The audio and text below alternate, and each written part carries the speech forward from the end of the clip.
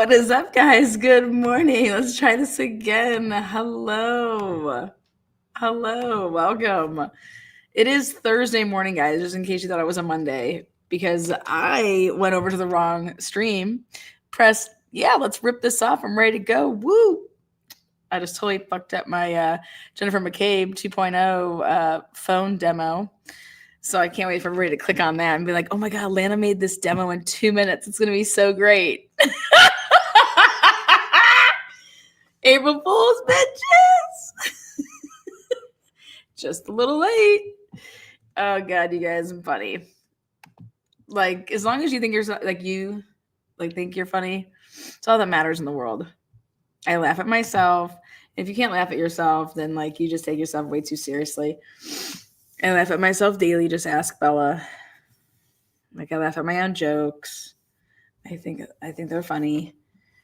I make myself laugh when no one's around, and then somebody hears me and they're like, oh, what are you laughing about? I'm like, oh God, myself.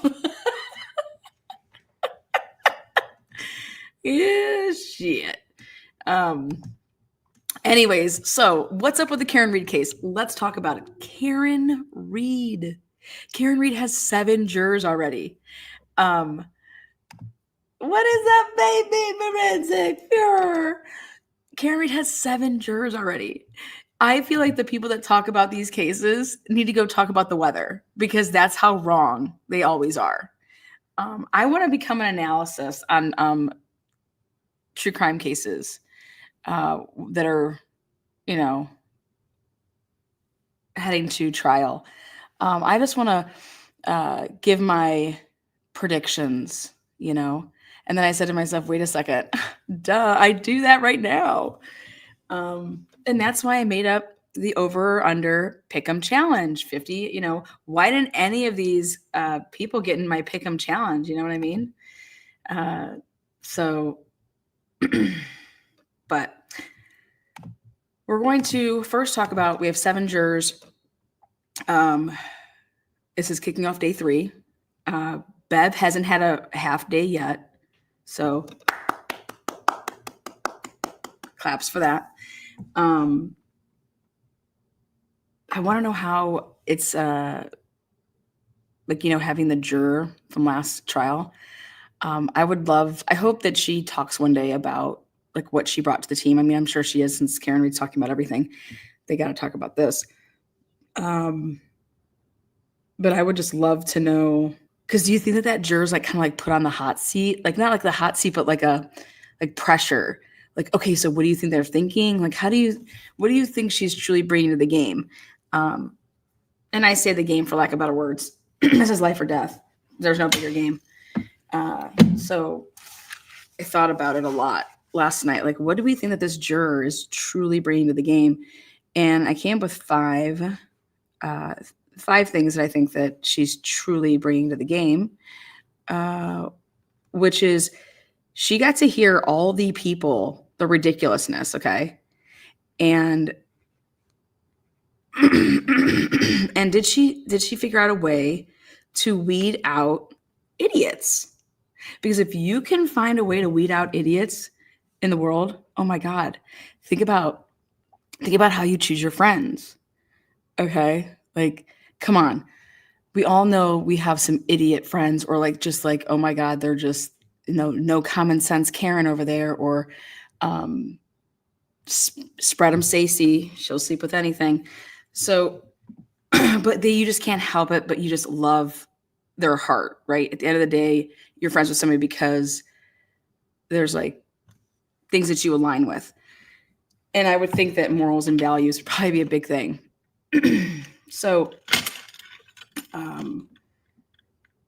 is Karen going, do you guys think that there could be a trial 3.0? Because I think that there's no way there'd be a trial 3.0, right? So if I'm Karen Reed, a hung jury, dude, that, I do not think that they would try this case a third time. So is there some trial strategy in the fact that, hey, We just need 2 people. That way, like, they can't get bullied, but based on, like, you pick at the end, maybe we just need 4 people that we know for a fact. Maybe 5, because if all 3 of our people got wiped out, maybe we need 7 jurors, 7 out of 16. That way, in case because there's going to be 4 automatic alternates, I just need to have 2 people that make it. You just can't, yeah. So we just need, if we have 8 jurors out of the 16, yeah, that's what I would say, then those are pretty good numbers to go into it, that like you already feel like you have an edge with them. So we're at 7. How many of those do you think? I think this is the most important part of our criminal justice process for defendants. I mean, these people pick the rest of your life is in these people's hands. Can you imagine that? This trial needs about 11 alternates. So I thought about it. Remember how we gave Nick McClellan a really hard time about the whole snowman thing? Okay. So we gave him a really hard time about how he did that question and let these people raise their hand when they could connect dots. Okay. Well, I think that Alan Jackson, I hope in some way they develop some type of question like that, because the first time you would look at a question like that, you would think, oh my God, yeah, I just want somebody that can't connect circumstantial stuff, because then there's just no way that they could ever find me, guilty if they need all the proof in the world, right? But let's spin that. We cannot have somebody that cannot connect dots, though. We need you need critical thinkers. You need people that don't rely on the neighbor to copy off of the paper in 8th grade. We need people that, I don't want listeners, you guys. I want opinionated people. I want to put as many opinionated people in a room together, because they're just never going to fucking agree. I don't want listeners. I do not want listeners. If this was my life on the line and I'm Karen Reed, I don't want listeners. I want people that they are going to die on their hill. Even if you put 6 people like that in a room out of the 12, even if you put 4 people in a room out of the 12, they're like that.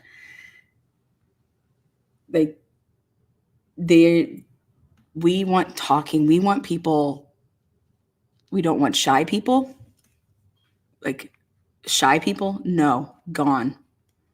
I want no one shy on my jury.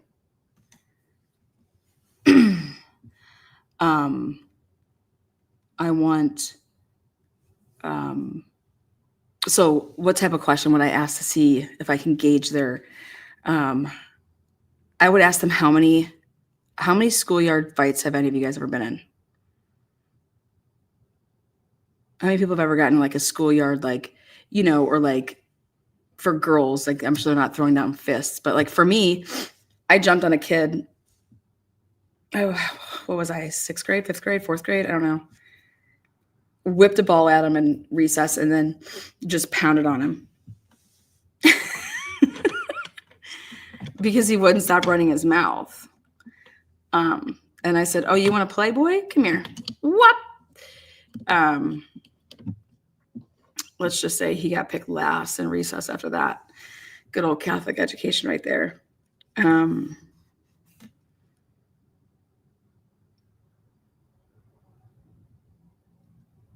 I got in a fight with a girl. Yeah, she kept talking shit, right? My parents always said, you don't start it, you finish it. I want scrappy people. So since they got to find out all this stuff on the jurors, I don't want anybody with a straight-laced life, like Susie Boring. I don't want people like that on my jury. So how do I find out about it? I want a little, I want chips on shoulders, non-listeners, mouthy motherfuckers. It's like, okay, now how do we get to that point? Well, Karen Reed got to the point that she picked, they got 7 jurors. And what's the breakdown men to female right now? So I came up with a question here. So my question would be is, if they did this in the Delphi case and they said, what do you need in order to find somebody guilty of murder? It's a very serious charge.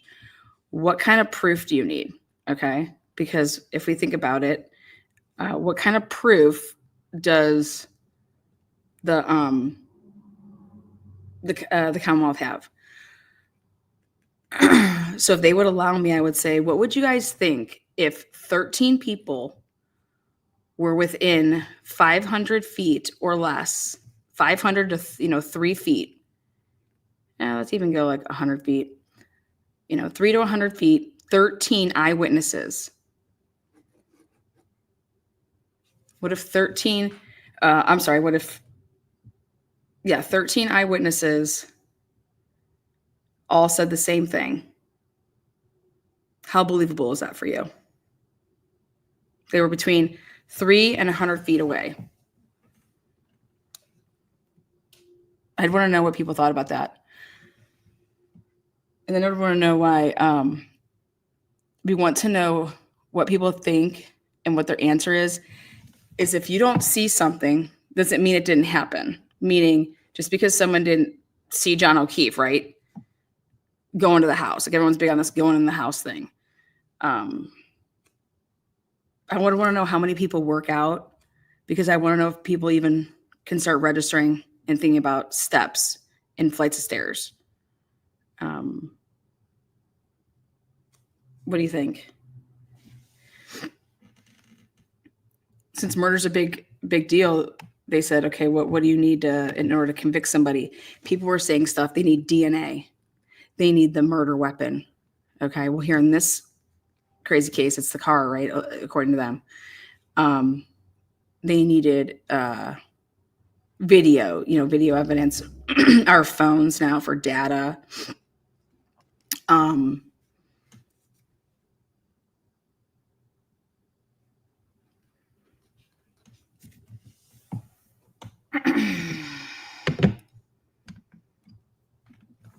What do you think? 13 would never all say the same. That's what you would think, right? Okay, now, but think about this. So I thought about it in sports terms. We have 20,000 people, guys, that go to a game. We all watch the game, and at the end of the game, we say, well, which team won? And everybody knows if you went to the game, you had to stay to the end, right? Well, if you leave at halftime, you're not going to know who won, right? If you leave in the first quarter, you're not going to know who won. But if all 20,000 people or 80,000 people in a stadium had to wait till the end of the game, how many people would tell you who won or lost the game? What would be the reasons that somebody couldn't tell you who won or lost the game? They're all watching the same game. Which team won? Oh, well, fuck, I left at halftime. I don't even know who won. Or, fuck, I got so drunk. Like, they had to carry me out of that place. I don't even know. Oh, sports. I don't even know. I don't even know what 2 teams were playing. I just went because my boyfriend, wanted to go. Yeah, not paying attention. Drunk people, right? Exactly. Drunk people, right? And then you would say, but wait a second, it's on the scoreboard. And hello, it says did they blow off fireworks at the end? Like, did your team win?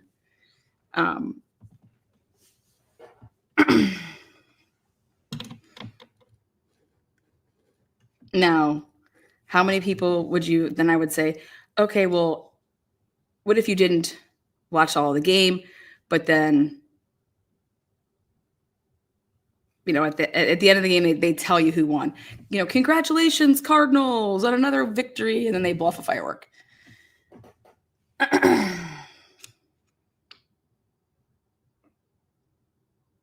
If you see the final score, okay, boom, there it is. Raiders 10, Browns nothing. I clearly, like, I'm rooting for the Browns. We just lost.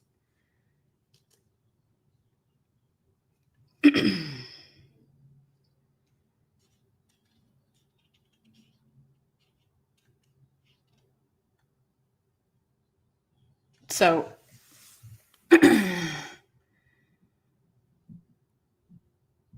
so I thought about it in sports terms, and I'm like, okay, there's only certain ways that you wouldn't, like, you would have to, like, not know anything about the sport.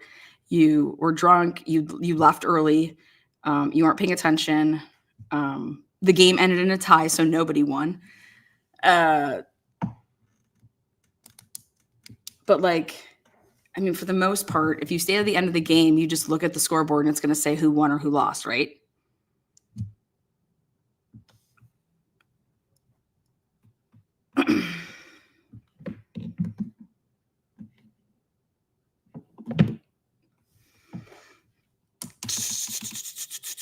The Canton audit report dropped yesterday. It sure did. I think it dropped 2 days ago, didn't it? Read score in the newspaper the next day. Yeah. How about this? Hey, Mom, who won last night? Did you stay up and watch the whole Cavs game? Who won? Oh yeah, we beat the Warriors. Okay, thanks, and I'm off to school. Like, I believe my mom, right? She told me that. Why would she fucking not tell me the right thing?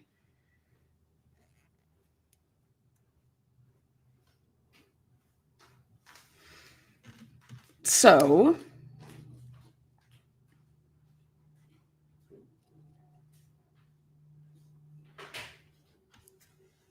if I have every single person saying that there was no body on that lawn, and we went all the way to the last person of the night, Tristan Morris, who came to pick up his girlfriend, and then they left. And every single one of them said, whenever they were there, there was nobody on the lawn. Nobody witnessed anybody on the lawn. Nobody witnessed anybody striking anybody. Nobody witnessed an altercation. Nobody witnessed any verbal fighting. There are cameras in the area, Ring cameras. Ring cameras nowadays catch everything.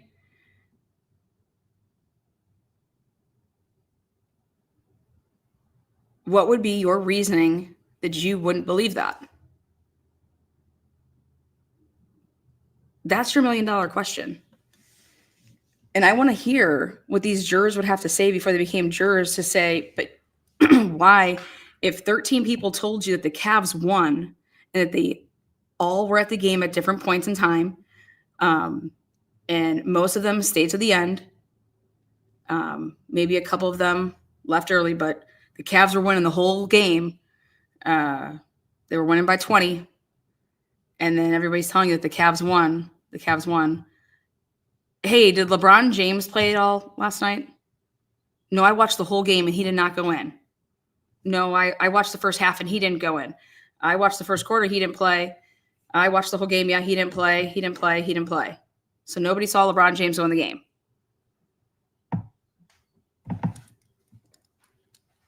Would you guys, 13 people are saying that. It's like,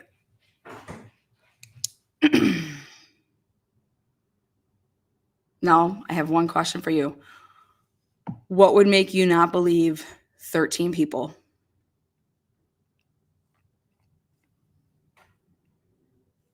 And I just want to know that answer.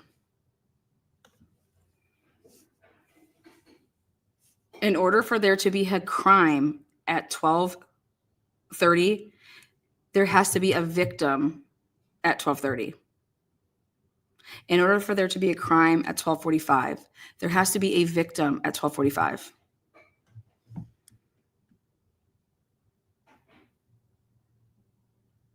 There is no guessing. There's no saying, okay, well, he died. He's dead. Yeah, he's dead. So he had to have been, no, we don't know when this happened. The result and the outcome was death. But nobody can say that he was dead at 12:30. No one can say he's dead at 12:45. Nobody can say he was dead. Nobody actually knows what this guy is from 12:30 to 6.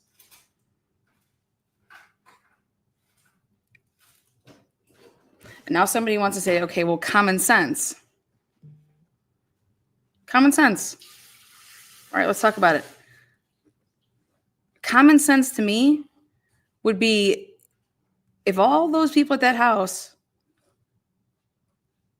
some are drunk, some aren't, right? All those people, and they had every reason to be looking out that window. Common sense to me would tell me that, trust me, I believe that they would have seen him. They were expecting him to come there. They're looking out for him. They're looking around for him.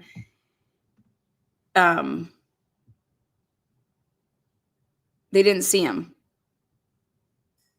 Common sense to me, if all those people are saying that, why would I go against it?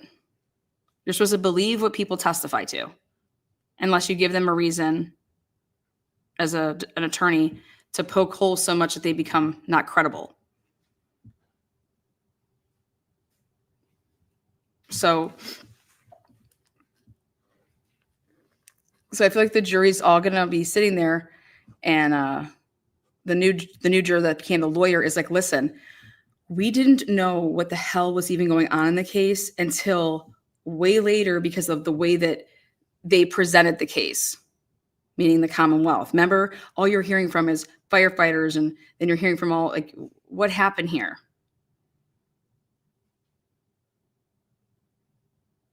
So it was confusing in the beginning if you don't know anything about this case. And then you guys are asking cross-examination questions and going at these people's credibility. And so the whole time that we want to believe these people that nobody was on the lawn, like, you have to let us believe that. Because if you start hammering at these people's credibility, that are the witnesses that are saying that nobody was on the lawn, then it's like when we're back in that deliberating room, people were bringing that up. But then common sense would tell me, well, if those people are lying, there really truly was somebody on the lawn, then why didn't they help him?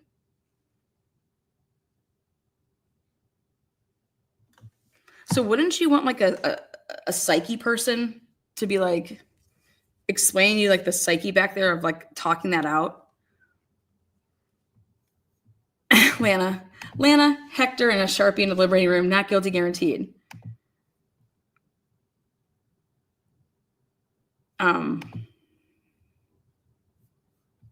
So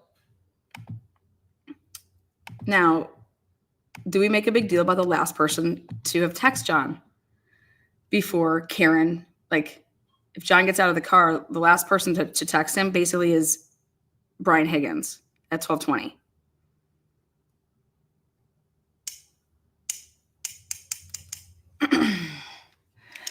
So, yeah.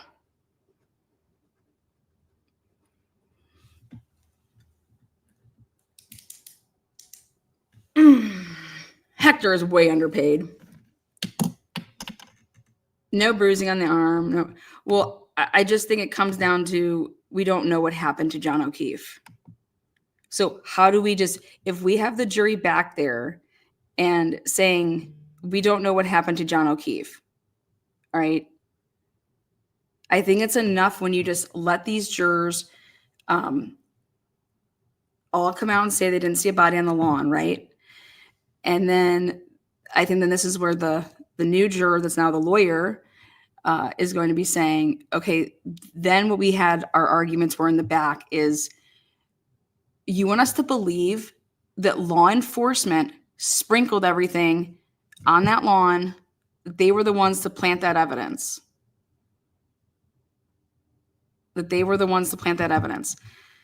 Law enforcement, in my personal opinion, I don't even think that they're the ones that planted the evidence.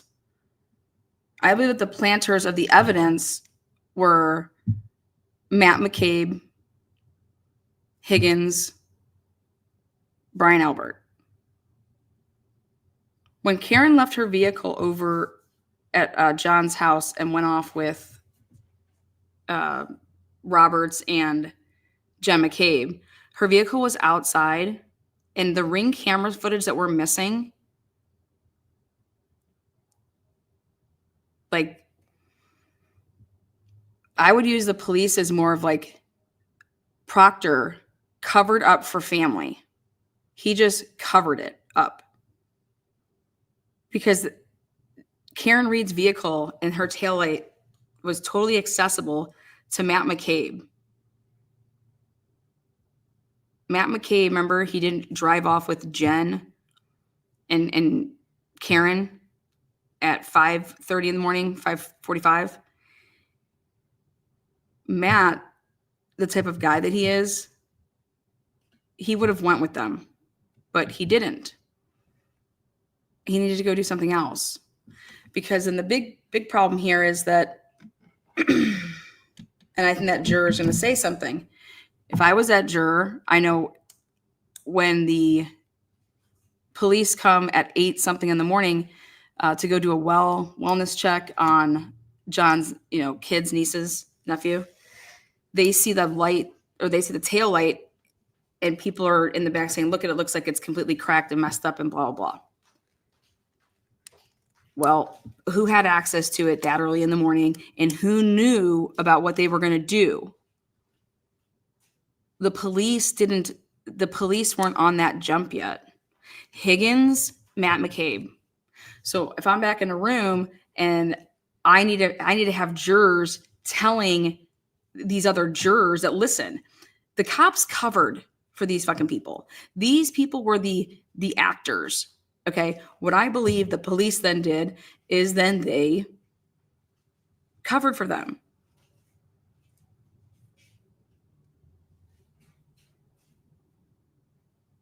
Because there's going to be a couple people in that room that are going to say, listen, the cops didn't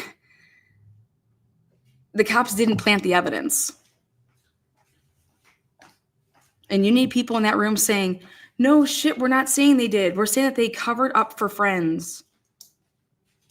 And then one guy got fired because of it. Why do you think he got fired? You know what I mean? This dude got fired. Because if people can't wrap their heads around the whole cop, like they would never do that, or, that's just ridiculous and blah, blah, blah. Well, can you go the angle that these civilians did it and then they had people covering up for them?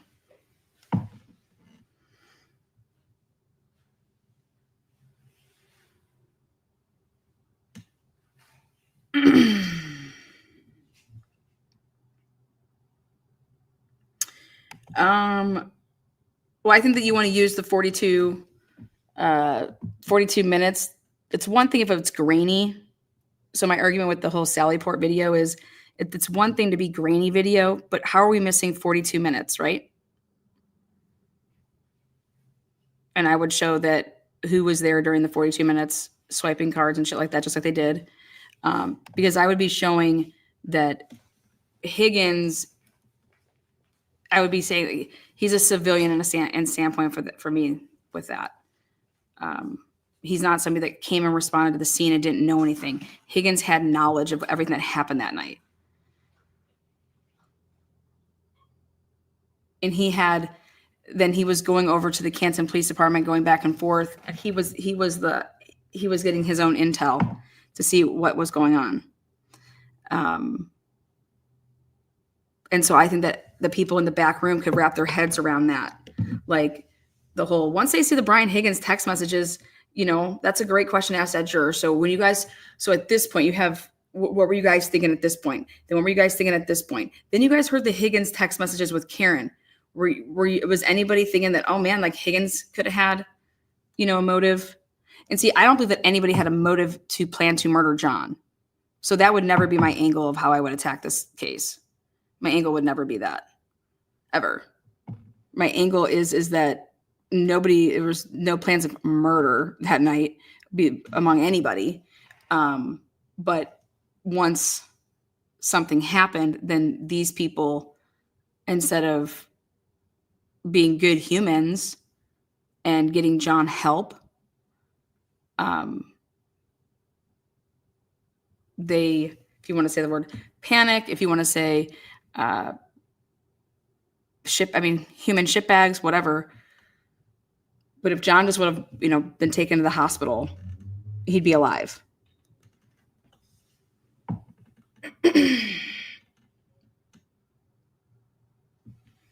We don't know what causes injuries. We don't know where he was. And so since the Commonwealth can't prove any of that, we're going to show you a ton of things as far as the defense.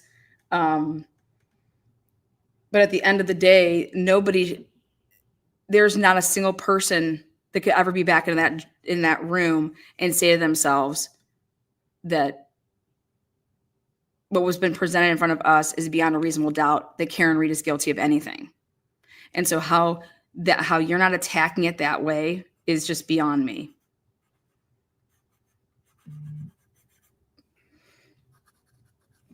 And having people on the stand for 4 or 5 hours, no, you need to just hit and hammer the main points, right?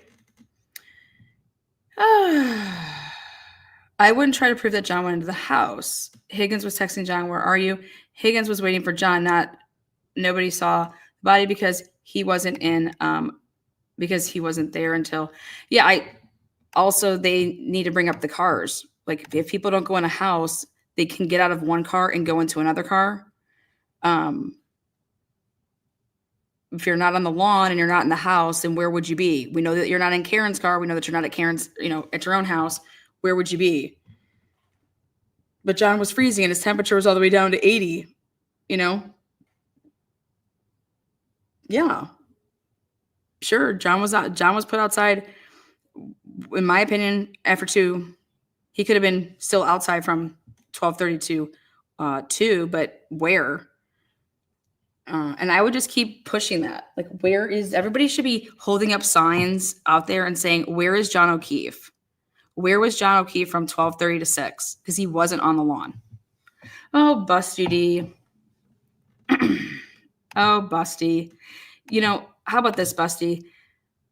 I'll give it to all the Karen Read guilters out there. You can say that Karen Read is guilty, but you cannot say that she's guilty beyond a reasonable doubt in a courtroom. And I'll give it to all the Karen Read is innocent.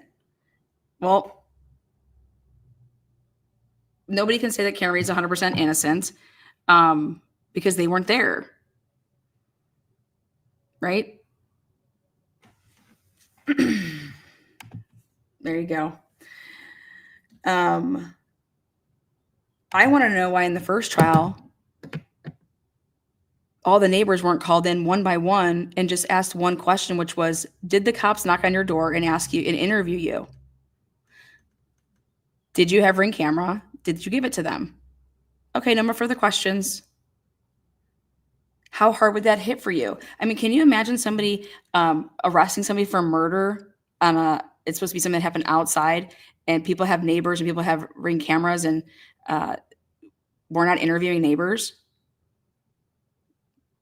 But if I'm a juror, should I even be going back into the room and being like, well, why isn't the defense doing this? And why isn't the defense doing that? Like, how is that even a mindset?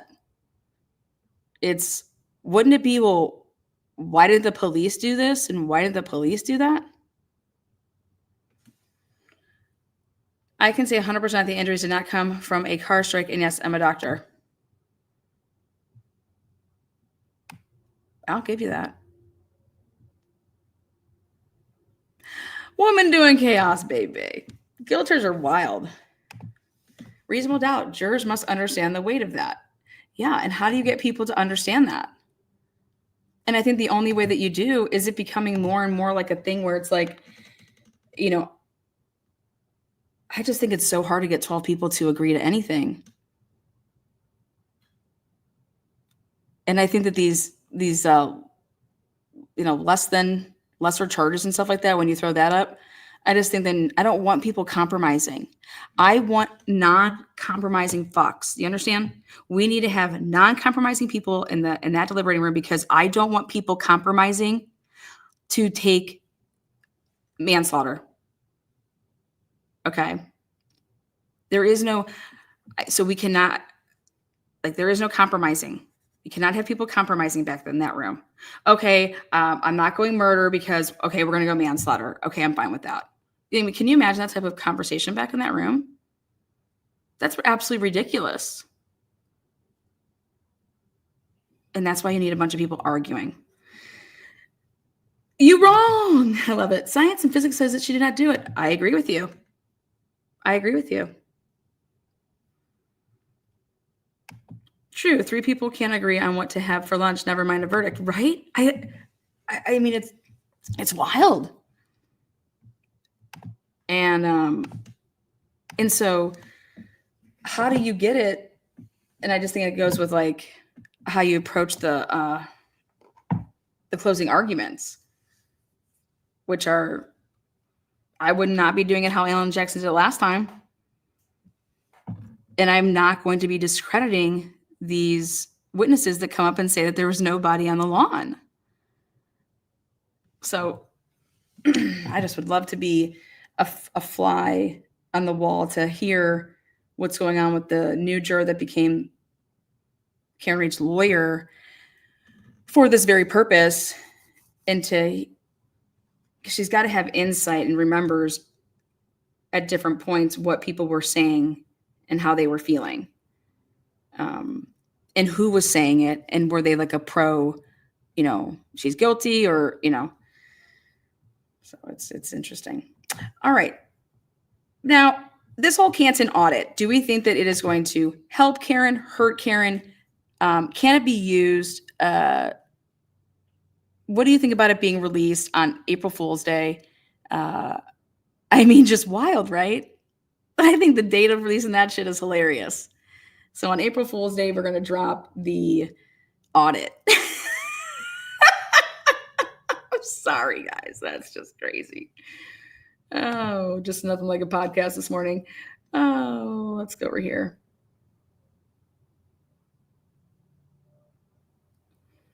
Take a look at Google Earth. Well, actually, no. I want to take a look at this instead. Hold on. I think they need to push Higgins, Sherlock Homie. I think they need to push Higgins about why he disposed of his cell/sim on a base. Really push that only federal law enforcement military could retrieve anything discovered on base. I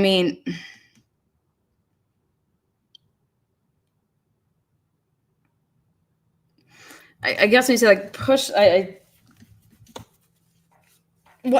how do you need to push it? You once somebody hears that, it's like, whoa, like, are you not taking notes to the point that,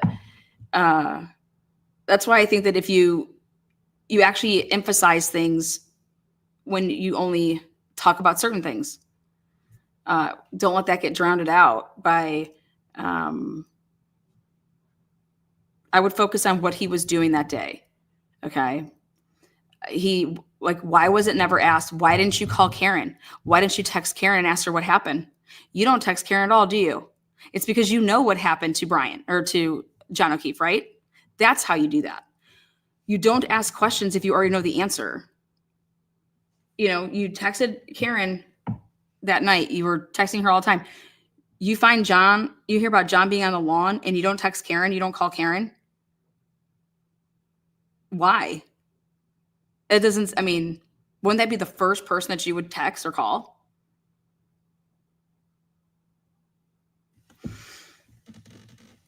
They didn't bring that up once in that trial.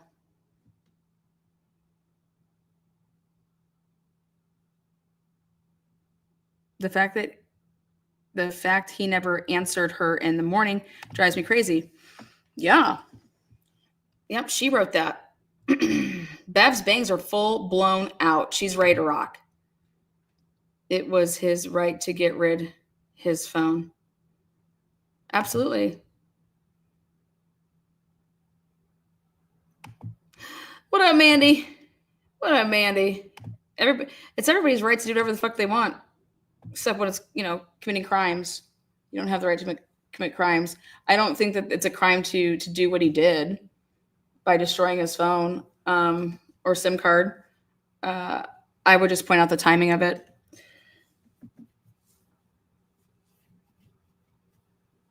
Let's see. You did wrong.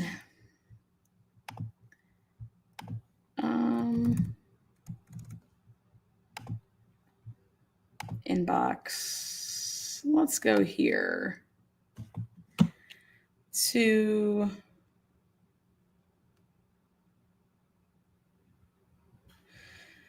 Well, Judge Beverly Cannone is being sued. How great is that? Judge Bev getting sued. You guys want to see this? Have you guys seen any of these? This is hilarious. I'm sorry, but just crazy.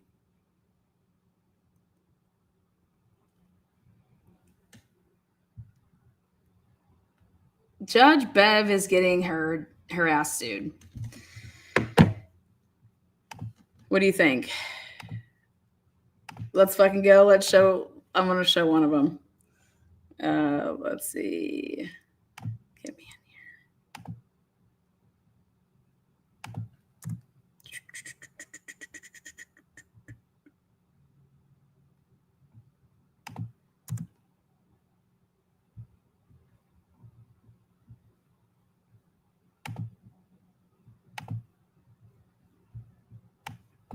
Oh, there we go.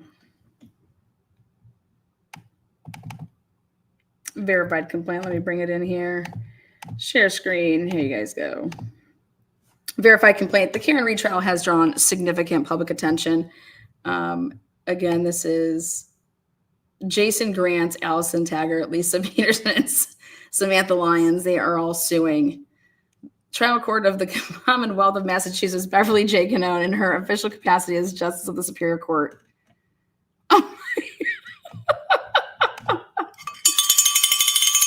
Woohoo! Woohoo! You guys, this is wild. Well,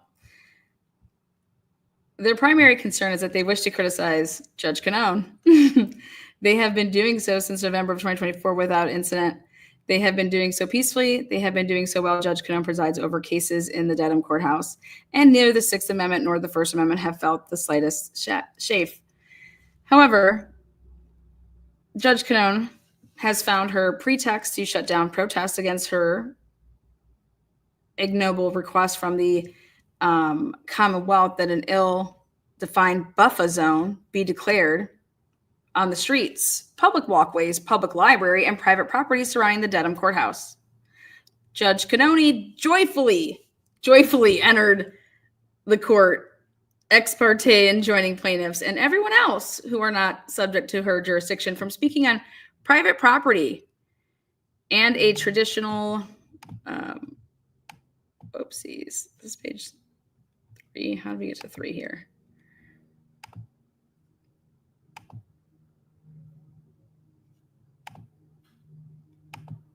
Oh, well.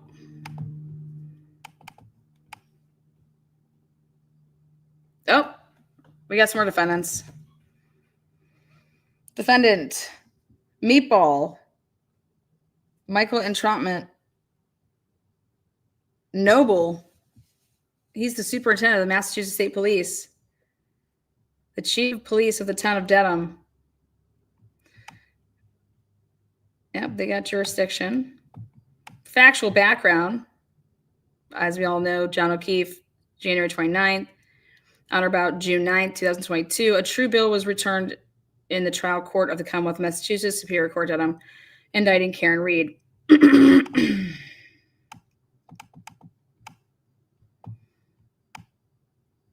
With her striking John O'Keefe with her car, hit and run death. 15, Defendant Cannone is the presiding judge in the Read prosecution. 16, the Norfolk County District Attorney's Office, led by Meatball, is prosecuting the Read case on behalf of the Commonwealth. 17, a trial in the Read case was held in 2024, which resulted in a mistrial after the jury failed to reach a unanimous decision. A second trial of the Read case began on April 1st, 2025, herein second trial. Prior to the first trial, the Commonwealth filed a motion, a buffer zone beyond the grounds of the Norfolk Superior Courthouse, to prohibit any individual from demonstrating in any manner about Read, law enforcement, the DA, potential witnesses, and evidence within 500 feet of the court complex during the trial. Massachusetts citizens Tracy, Lorena, Dana, Leonard, Paul, thereupon moved to intervene for the limited purposes of opposing the Commonwealth's buffer zone. The motion to intervene was denied by Justice Cannone, who declared that the citizens had no right to intervene, even though the court order would directly affect them. Judge Cannone then issued an order granting the Commonwealth's motion, asserting that the Commonwealth's perceived inconveniences overcame everyone else's First Amendment rights, without regard for any differential between members of the public, and expressly ordered that no individual may demonstrate in any manner, including carrying signs,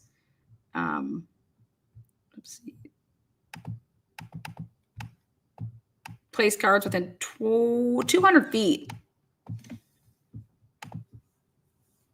Look at that. 200 feet, man.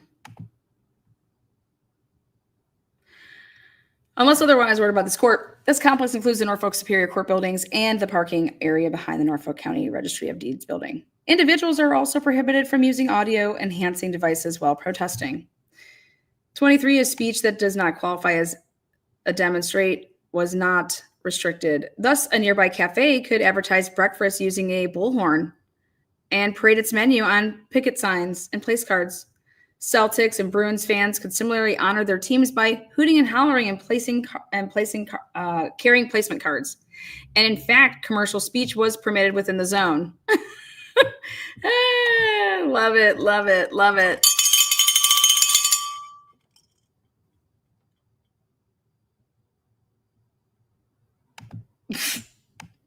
In advance of the second trial, the Commonwealth again moved for a buffer zone, but with a larger area, again encompassing private property and traditional public fora, including public sideways and other areas. The Commonwealth also sought specific instructions to request police to use force to quash any dissent or protest. I'm gonna quash your ass. Without an opportunity, number 25 here, without an opportunity for affected persons to intervene or be heard, Judge Cannone issued an order on March 25, 2025, granting the Commonwealth's motion, asserting that the basis for the motion warranted a larger buffer zone for the second trial, and expressly ordered that no individual may demonstrate in any manner, including carrying signs or place cards, within 200 feet of the courthouse complex during trial of this case, unless otherwise ordered by this court. This complex includes the Norfolk Superior Courthouse building and the parking area behind the Norfolk County Registry of Deeds. Yep. The buffer zone shall further be extended to include the area bounded by Bates Court, Bullard Street, Ames Street, and Court Street. Individuals are also prohibited from using audio enhancing devices while protesting.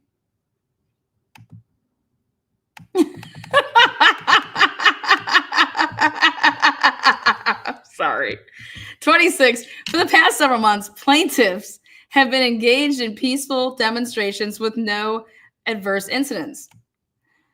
Such demonstrations took place in the location that is within the buffer zone of the second prior restraint order. Yeah, this is totally prior restraint. Like, this is wild. For example, plaintiff Jason here peacefully demonstrated on the sidewalk next to the courthouse holding signs reading Judge Bev is conflicted and Bev's court is a clown show, regarding and with images of DA.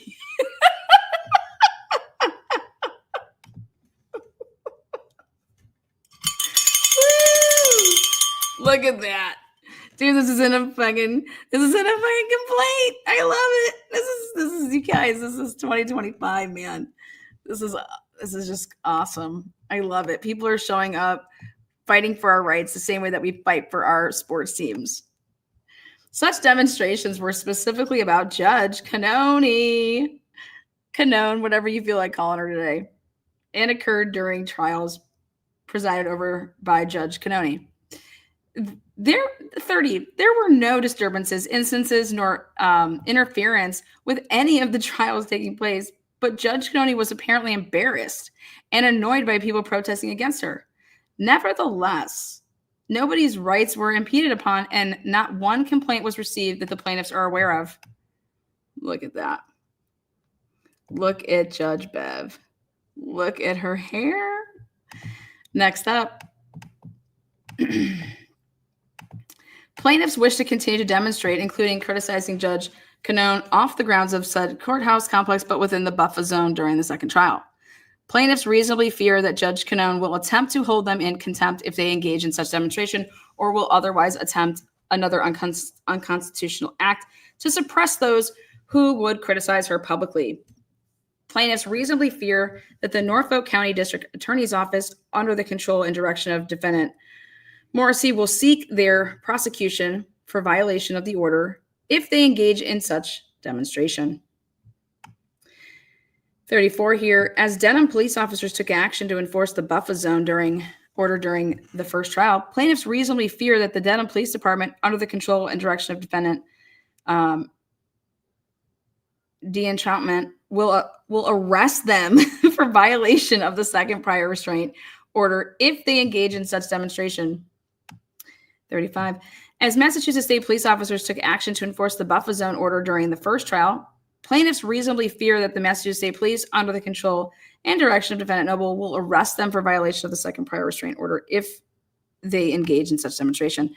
Cause of action here. Count 1, violation of the First Amendment to the United States. Yes, it is, I think. Totally.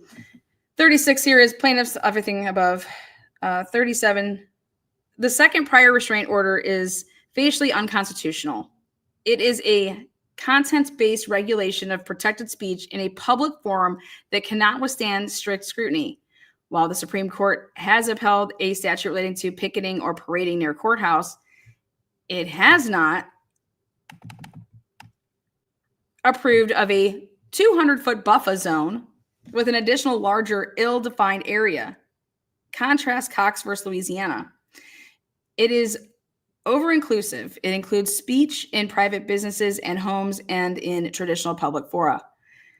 And it is under-inclusive as it does not regulate other forms of speech directed at potential jurors.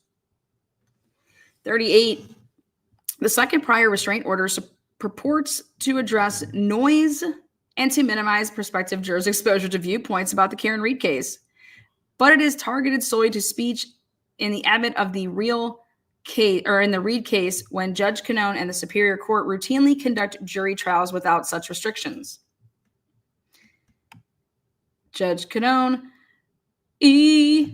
could have taken measures to reduce jurors' exposure to noise and public speech without imposing content-based restrictions. The second prior restraint order is unconstitutionally vague. Plaintiffs cannot ascertain where they may not demonstrate, as the purported bounds are not bounds at all. Plaintiffs cannot ascertain exactly what speech is prohibited. It is unclear if they can wave political signs that say vote against DA Morrissey or Judge Cannone is corrupt. You guys, this is absolutely wild. Don't you guys think this is just so wild? I mean, I love it. Like, get your cowbells out. Go out there, dance around.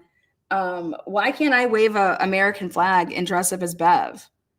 You know what I mean? Like, who do you think you are to tell me that I can't do that? I can. I think everybody should just, what are they going to do, is just start arresting everybody? If everybody wants to take a stand, they're going to have to get arrested. That's truly when you get arrested for something that you should not be getting arrested for. That's when your constitutional rights are being violated to the max. So everybody should just go and stand where they want to stand. And you can take your order and you can shove up your fucking ass. So let's see who's got the balls to do that. That's what I would say.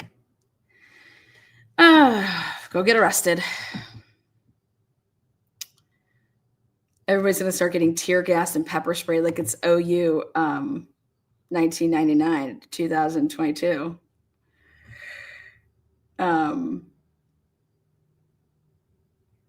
This is the citizens that are suing Bev. This is the citizens suing Bev. These courts think they are untouchable, right?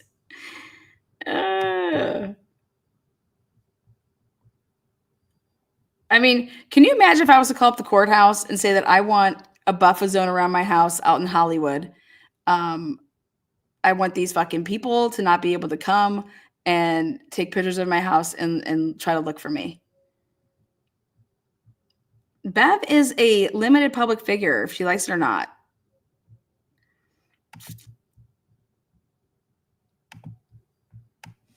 So the second prior restraint order is an unconstitutional prior restraint on speech. It is 100.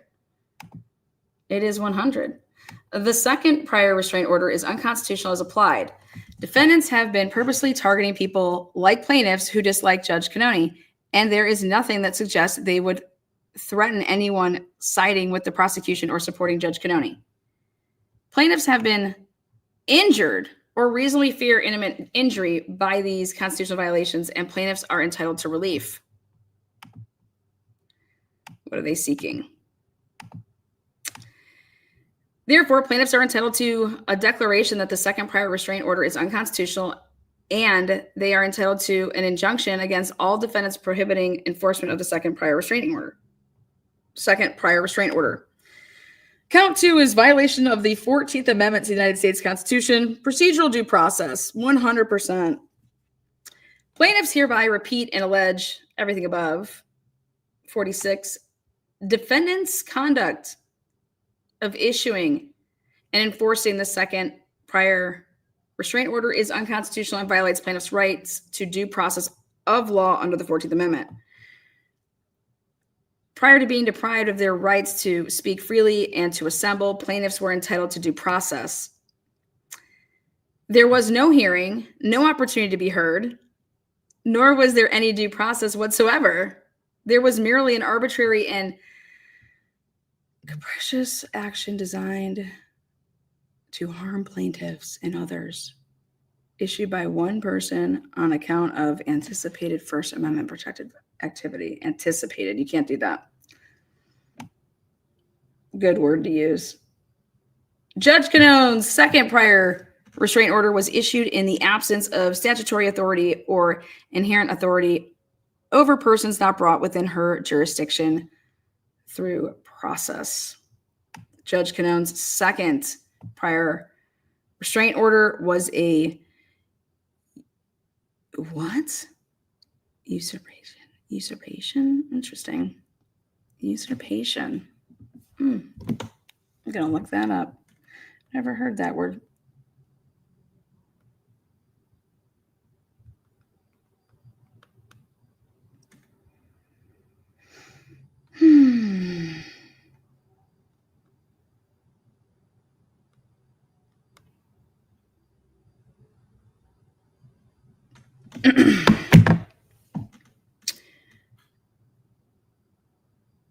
It was not just a judicial act, goddammit. So it's basically, oh, what happened here?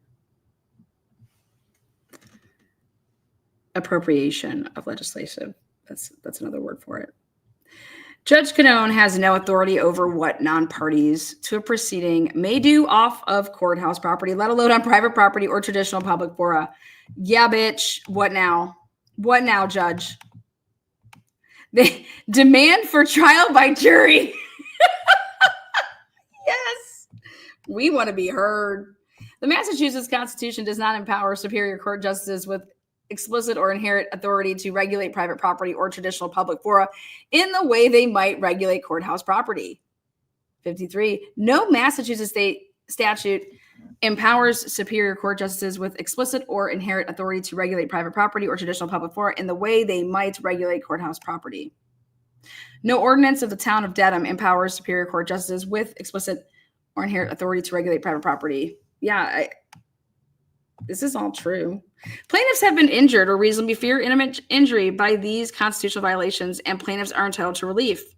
Therefore, plaintiffs are entitled to a declaration that the second prior restraint order is unconstitutional, and they are entitled to an injunction on the second prior restraint order's enforcement. Demand for jury. Demand for trial by jury. Plaintiffs hereby demand a trial by jury on each claim asserted or hereafter asserted in the complaint and on each defense asserted or hereafter asserted by the defendants. Prayer for relief, wherefore plaintiff asks the court. A declaration that the second prior restraining order is unconstitutional under the first 14th Amendment to the United States Constitution. B, a declaration that enforcing the second prior restraint order is unconstitutional under the First and 14th Amendment. And closing it out. C, a preliminary and permanent injunction enjoining each defendant from interfering with plaintiff's right to lawfully engage in constitutional protected expression and activity within Dedham, Massachusetts. D, to award plaintiffs their reasonably attorney fees, costs, and expenses pursuant to award such other relief as honorable court may deem just and proper. There we go. And what do you guys, oh, April Fool's Day. Look at that. What do you guys think? What do you guys think about this? Heary, yeah. What do you guys think? You guys think I should call it Mark? Hi, that's Mark Randazza. Mark, I just want to say, hell of a complaint, buddy. Cheers. Don't know you. We'll never meet, but cheers. Any thoughts? You think Bev's gonna? This isn't go to Bev. They went and they took this to so you guys can see. I love those pictures. United States District Court, District of Massachusetts. They took her ass to civil court. They sued Bev. I love it.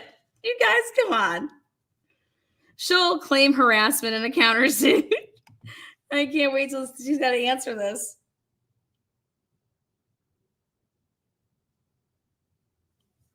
This is crazy. I think it's great. Absolutely priceless.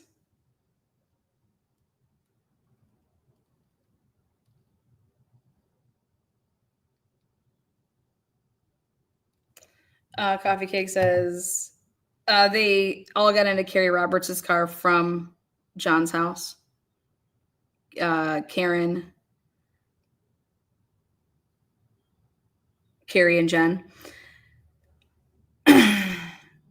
How about the groundbreaking news out of the audit?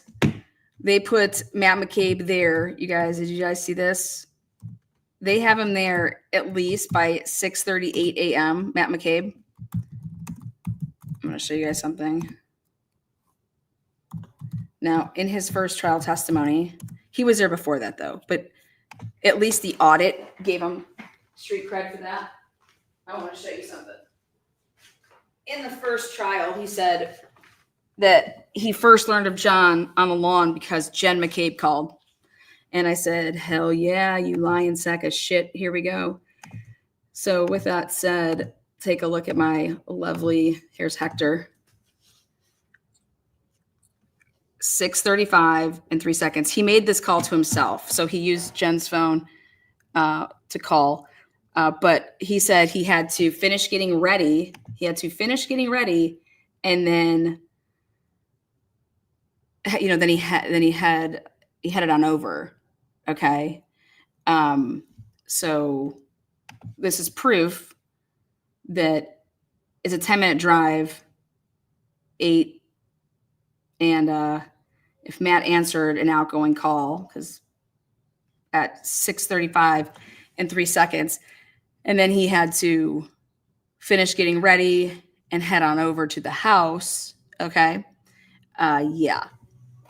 6:38, and he was there earlier, but the audit puts him at the house at 6:38.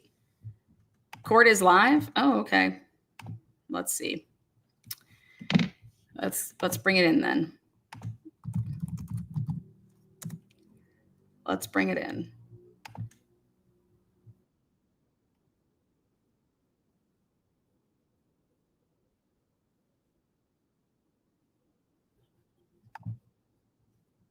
Challenging 16.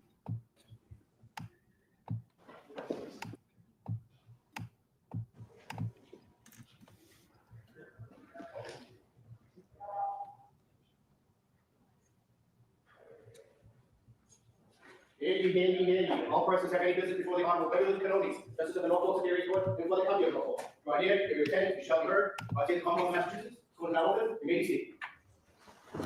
I'm sorry, could you stand and raise your right hand one more time? I need you to stand and raise your right hand, jurors. I'm sorry. My fault. Do you solemnly swear to make true answers to such questions as you put forth to by the court, so help you God? Thank you. You can have a seat now, promise. May I call the case, Your Honor? Please. Your Honor, this is docket number 2282CR117, the Commonwealth versus Karen Reed. Can I have counsel identify themselves for the record? May I introduce myself, Your Honor? Please. Good morning, ladies and gentlemen. My name is Hank Brennan. I represent the Commonwealth of Massachusetts, along with two of my colleagues.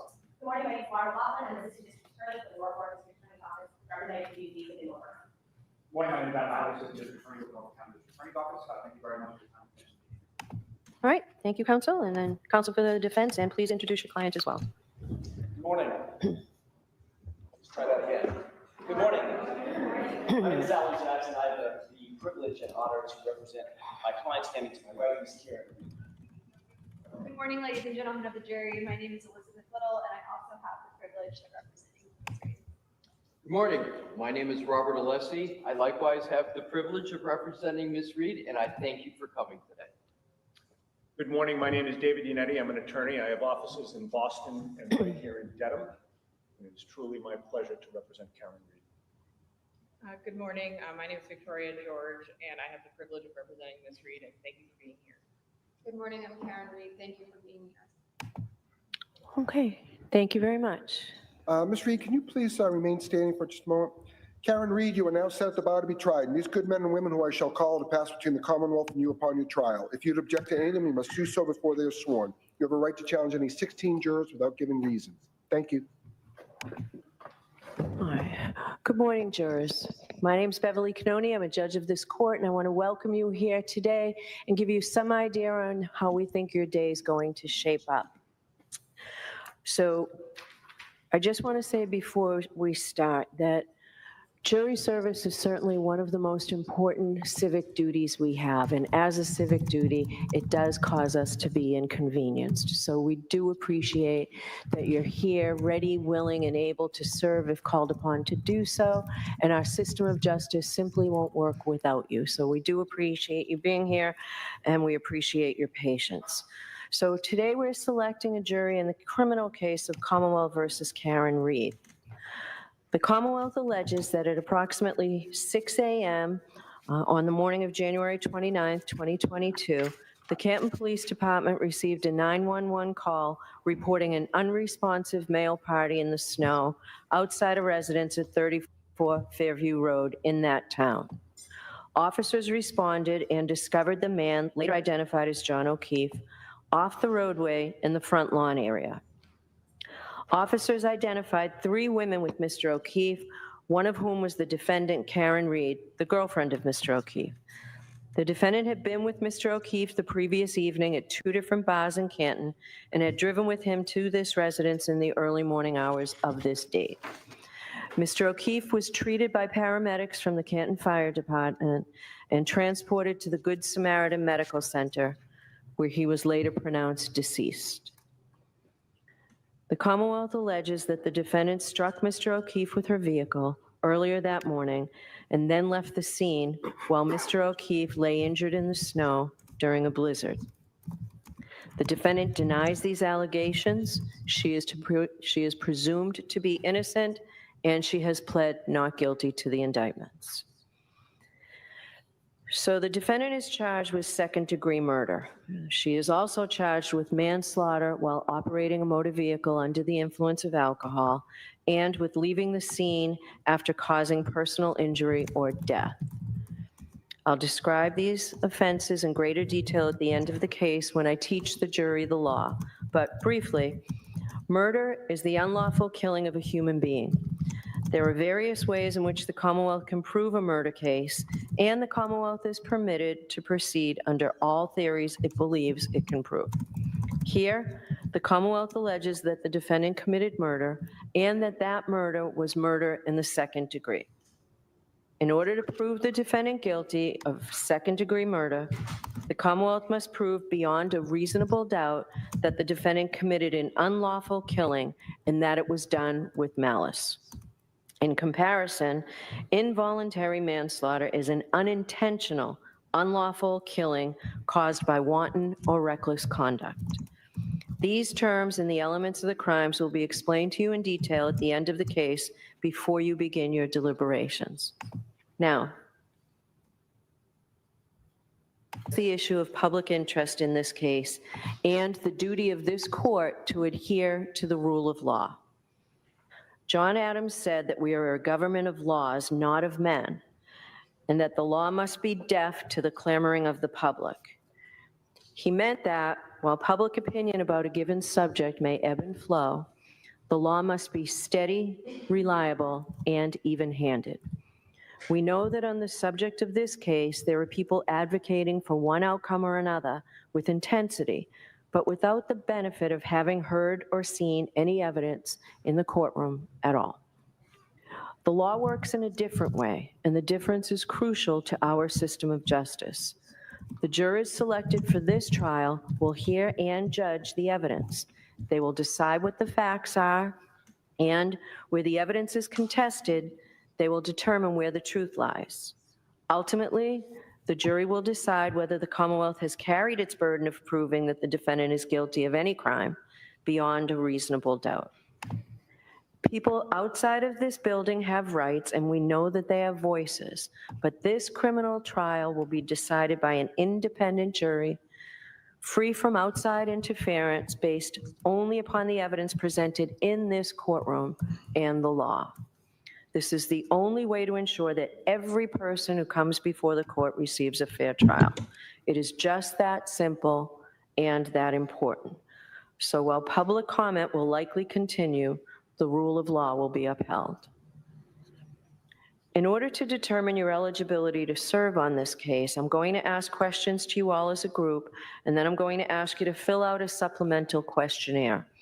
We have found that the use of this questionnaire is helpful for several reasons. First, there are some personal questions on it, and we ask that you be candid. In addition, in the process of filling out the questionnaire, you're provided the opportunity to be more reflective as you answer the questions rather than being put on the spot and asked to give immediate answers. After you fill out the questionnaires, we'll have you come up to the sidebar one at a time so that we can follow up on your answers to the questionnaire and to questions I will have of you. I want to thank you in advance for your patience as we go through this process. As you may know, the lawyers for the parties participate in the selection of the jury. Under our law, each of the parties has the right to exercise what we call juror challenges. This means that each party has the right to challenge a certain number of prospective jurors for any reason or for no reason at all. Therefore, some of you may be excused during the impanelment procedure. If you're not selected for jury service on this case, please don't take it personally. Don't think that somehow you're not a fair person. It's not a reflection on you at all. Yeah, it is. Take that shit personally. I would take that shit personally. You guys didn't want me? What the fuck? This ain't recess. Pick a hoe. Don't take it personally. I'll invite you to the cottage. I'll invite you to the boat. You will be directed back to the jury room and perhaps picked on a case, a different case from another court. In a few minutes, I'll pose a number of questions to you as a group, and you've just taken an oath. Got it. That's so like everyone gets a fucking trophy type shit. God, I hate that shit. Yeah, we clearly didn't pick you for a reason. Okay? Why do you even have to mention that? Don't take it personally. Oh, go cry. Fucking that's what's wrong with this country. Note that requires you to truthfully answer these questions and all questions put to you. If your answer is yes to any question, I will ask you to raise your hand and hold up your juror card in the air with the numbers facing out so that the court officer may read the numbers from the card. You don't have to get the numbers out now because it will still be a few minutes and I'll let you know. The fact that you answer yes to one of my questions does not mean that you're automatically disqualified from serving on this jury. God. We hear ambulances and fire engines going by every day, many times during the day. And if you're selected as a juror in this trial, we'll be seated in the courtroom across the hallway where we'll hear it even more. So generally, the lawyers stop and I stop talking when we hear it. So if you find a question that I pose to the group is overly intrusive, you can elect to answer that question at sidebar. And I'll probably have additional questions for you which relate to issues that may be raised in the trial and are designed to give us information regarding your ability to serve as a fair and impartial juror, and the lawyers are permitted to ask you questions for the same reason. This is not a test. There is no right or wrong answer. All we're looking for is your best, honest answer to the questions. Now, I have a witness list that I'm going to read to you, and it is very lengthy. It doesn't mean that all of these witnesses will be called as jurors, but you will likely hear about these witnesses. So I'd ask that you listen carefully, because in a few minutes I'm going to ask you if you know any of these witnesses. It's alphabetical, but it's alphabetical according to first name. So, Aidan Kearney from Jefferson, Massachusetts. Dr. Isaac Wolf from South Miami. You guys, it's in alphabetical order, but by first names. Give me a break. You guys, there's like 180 names, okay? Miami, Florida. Alfred Lopalato from Canton. Allison McCabe from Canton. Andre Porto from the Massachusetts State Police Crime Lab. Andrew Klain from Bridgewater. Lieutenant Charles Canton. Erin Beatty from Canton. Erin O'Keefe from West Bridgewater. Francis Walsh from the Canton Fire Department, Vienna, Virginia. Dr. Irene Scortabello, who is with the Office of the Chief Medical Examiner, Massachusetts. James Crosby, who's a PhD from Jacksonville, Florida. Jason Becker from the Canton Fire Department. Jean DeMoulis from Canton. Jennifer McCabe, also Canton. Jessica Hyde from Bridgeport, New York. John O'Keefe Sr. from Braintree. Judson Welcher, who is a PhD from a company called Aperture LLC. Julie Albert from Canton. Julie Nagel, also from Canton. Julie! Dr. Justin Rice from South Weymouth. Woo! Julie just heard her name. She's like, fuck yeah, give me a White Claw. Give me a White Claw. Give me a White Claw, Julie Nagel. Woo! There are two juveniles from Canton, one of whom's initials are KF and the other PF. Caitlin Boudreau from Raynham. Karina Kolakathis from Canton. Can you say that one more time? Is it Kulakethis? Kulakulis? You know what a coolie is? It's your butt. Katie Camarano from Canton. Katie McLaughlin from the Canton Fire Department. Woo! Katie McLaughlin! I had sex with her last night. I gotta go! Your Honor, I need to be... Did you say Katie McLaughlin, that firefighter? Oh, shit. That's my hookup, buddy. I gotta go, yo. Department. The keeper of the records for Ring from Hawthorne, California. Kerry Curran from Canton. Kerry Roberts, also Canton. Kevin Albert. Kerry Roberts, she's a talker. I know her. We're reading off the starting lineup. We gotta play some like, out of the blue corner, weighing about 125 pounds, soaking wet. Yeah. Yeah. Let's see.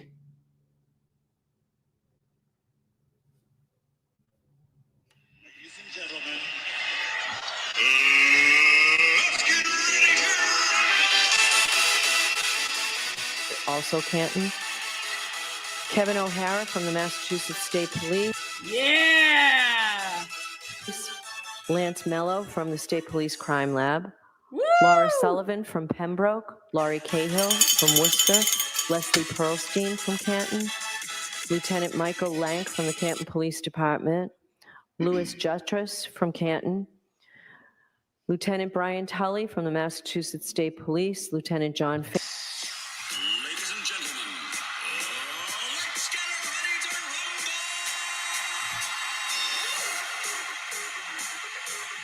Woo!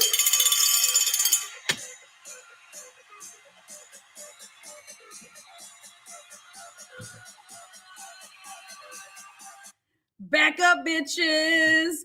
Bevy is introducing the starting lineups. Fanning, also State Police. Lieutenant Paul Gallagher from the Boo! Get his ass off! Boo! The crowd's going wild! Boo! You leaf blowing son of a bitch! Canton Police Department, Maggie Gaffney from Bonita Springs, Florida, Mark Lopalato from Canton, Margaret O'Keefe from Canton, Marietta Sullivan from Pembroke, That hoe! Marietta!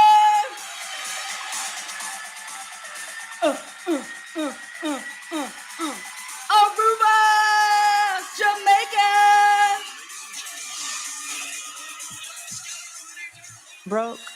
Mary Souza from Dighton, Matthew Amory from Canton, Matthew DeSogra from Charlotte, North Carolina, Matthew Erickson from Grosse Pointe Farms, Michigan, Matthew Kelly from the Canton Fire Department, Matthew Kelsch from the FBI, Matthew McCabe from Woo! Matthew McCabe! Woo! Go, Maddie! Use them big fingers, Daddy! Woo, woo, woo! Jan! Jan! Jan! Maddie!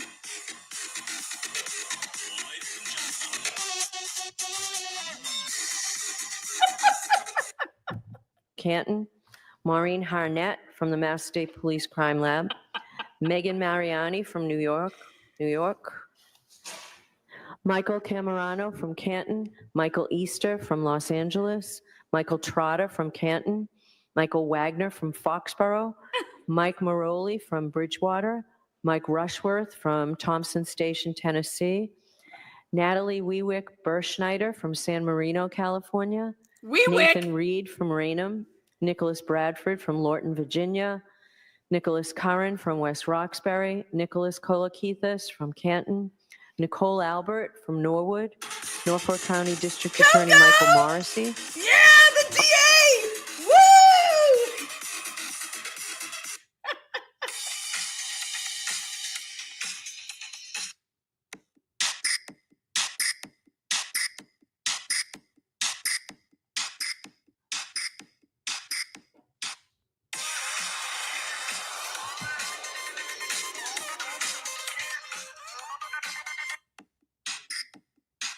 Ladies and gentlemen, let's get ready to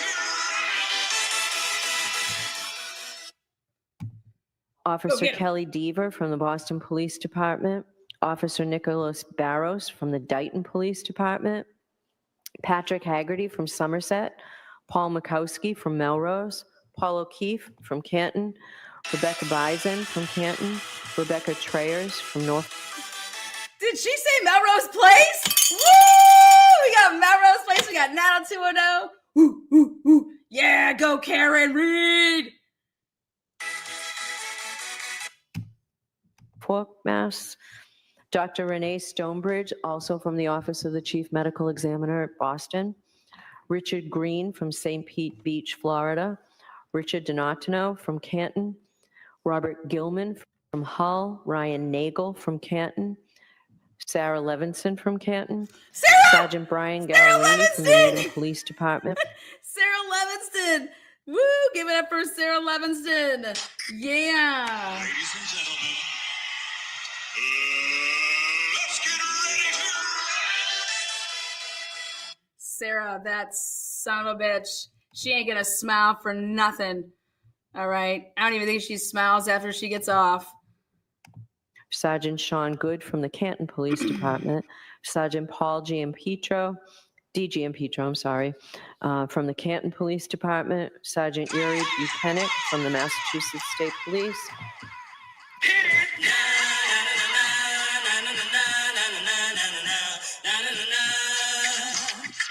Go, Bev.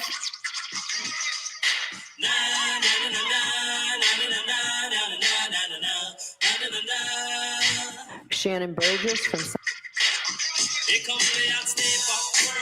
I'm the lyrical gangster. South Lake, Texas. Cheryl Waugh from Canton. Sophie Herzon from the Massachusetts State Police Crime Lab. Stephanie Devlin, also from the Crime Lab. Stephen Mullaney from the Canton Police Department. Steve Nelson from the Norfolk DA's office. Stephen Bernstein, who's a keeper of the records in Stoughton, Stephen Ridge from the Boston Police Department, Stephen Seraph from the Canton Police Department, Stephen Scanlon from West Roxbury, Terry Kuhn from Davis, California, Tess Chart from Lorton, Virginia, Thomas Beatty from Canton, Thomas Kelleher from Canton, Thomas Martin from Weymouth, Timothy Nuttall from the Canton Fire Department. Nuttall, baby, nothing. And my man Steve Rowland.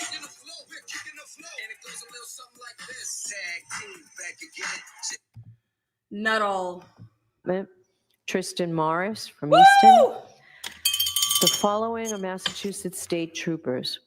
Tristan Morris is from Easton, Mass. Trooper Connor Keefe, Trooper David DeChico, Trooper Evan Brent, Trooper Jeffrey Koskowski, Trooper Joseph Paul, Trooper Kathleen Prince, Trooper Michael Proctor, Trooper Nicholas Garino. What? Trooper He ain't a Zachary trooper? Clark. He is not a trooper, you lying ass bitches. He is not a trooper. He is not a trooper. He is not a trooper. Mandy Joe! Come from Mandy Joe. Yeehaw! Go ride 'em, Bev. I'm gonna get struck. Not a trooper! You a super trooper! Mandy Joe! I mean, I have no idea where you'd want to watch this trial anywhere but Truth and Transparency. Wendell Robery from Canton, Mass. And William Reed from North Dayton, Massachusetts. Oh, that's everybody. Woo, I mouthful. appreciate your patience in listening to that list. There are a lot of people, so obviously this trial is going to take a while. We've already begun our impanelment process. We will continue to impanel. We don't know how long that's going to take. As soon as we start the trials, the lawyers tell me that their best estimate is that the evidence in this case will take 6 to 8 weeks. That's an estimate. It's a good faith estimate. We do the best we can to let you know in advance how long we expect something to take. It may go a little longer. It may go a little shorter. If you're selected as a juror, I will let you know at the end of every day. It's my practice to let jurors know where we stand, if we're on schedule, if we're behind schedule, which I can tell you has not happened, or if we're ahead of schedule. So I let you know every day where we are. That's the best we can do, and it's a good faith estimate. We just want to give you as much information as we can in advance, as much as we can. We expect that the case will go from 9 o'clock to 1 o'clock every day. We'll take a break around 11 o'clock for 15 or 20 minutes or so. The fuck it will start at 9. You lie already. You lying, Bev. I don't even know why you lying, girl. I don't even know you lying. Those lion eyes, lie, lie, lie, lie. All you do is lie, lies, more lies, lies. We will start at 9 all day. No, we will not be starting at 9 at any point. So lunch will be provided to you. We're trying to take advantage of your time here with us. So rather than break for an hour to go out for lunch, which usually turns into an hour and 15 minutes or longer by the time we get things set up, we want to keep you here for a lunch break. We'll provide lunch for you, and we'll continue to move the trial forward throughout the day. The afternoon will go from 2 o'clock or so, or right after lunch, maybe 1:30, and you'll go until about 4 in the afternoon. There'll be some days here and there that we won't be in session, and there'll be a few more days that we'll do half days, just morning. So we'll let you know in advance those dates. And again, that's the best we can tell you now. So it might help you if I also give you a preview right now about some basic law that applies to criminal cases like this. As I've said, it's my job to teach the jury the law, and I don't do that completely until the end of the trial. So for now, I'll give you a brief summary of some of the very important legal principles that will govern this trial. First, and most basically, Ms. Reed starts this trial presumed to be innocent. The fact that she was arrested or that she was indicted does not prove anything. An indictment is just a piece of paper. Look at it. Look like she's rapping. Uh-huh. Hit me, Bev. Hit me.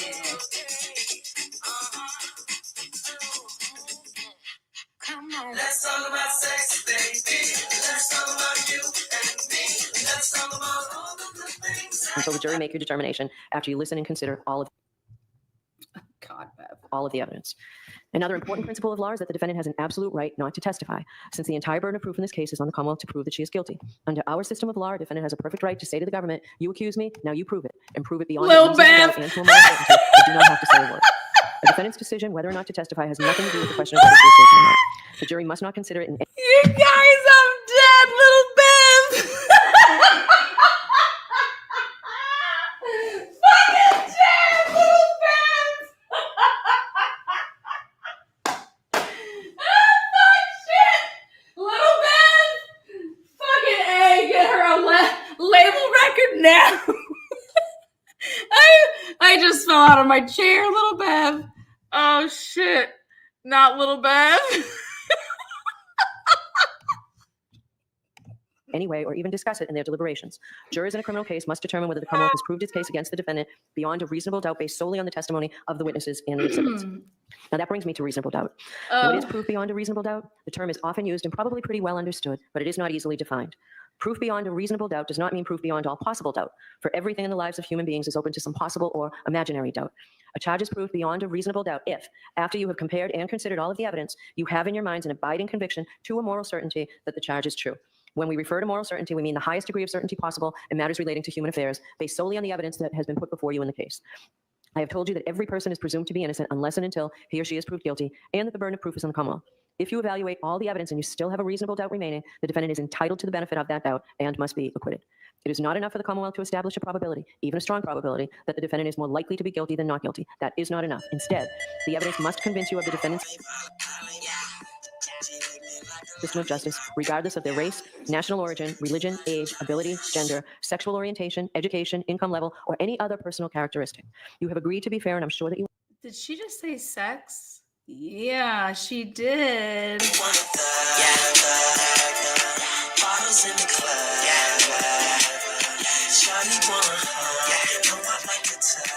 Want to be fair, but that is not always easy. One difficulty comes from our... But that is not always easy. One difficulty comes from our own built-in expectations and assumptions. They exist even if we're not aware of them, and even if we believe we do not have them. Some of you may have heard this called implicit bias, and that's what I'm talking about. Now, of course, we judges have the same problem as everyone else, so let me share a few strategies that we have found useful. First, slow down. Do not rush to a decision. Hasty decisions... First, slow down. You guys, slow down. She said slow down. She's like, first, slow down. Slow down. Just slow down. So with that. Slow motion for me. Slow motion for me. Moving slow motion for me. Slow motion for me. Slow motion for me. Moving slow motion for me. I like it like that. She working. These are more likely to reflect stereotypes or hidden biases. Second, keep an open mind. Avoid drawing conclusions until the end of the case when you and your fellow jurors deliberate. Remember that when you deliberate, you will have all the evidence and all the time you need to make a careful decision. So there truly is no need to start making your mind up before then. Third, you should listen closely to all the witnesses. That is the best way to ensure that you decide this case based on the evidence and the law instead of upon unsupported assumptions. Fourth. Did you say closer? Listen closely. Listen closely, Bev. It is Sexualized Thursday with Bev. Little Bev. Little Bev.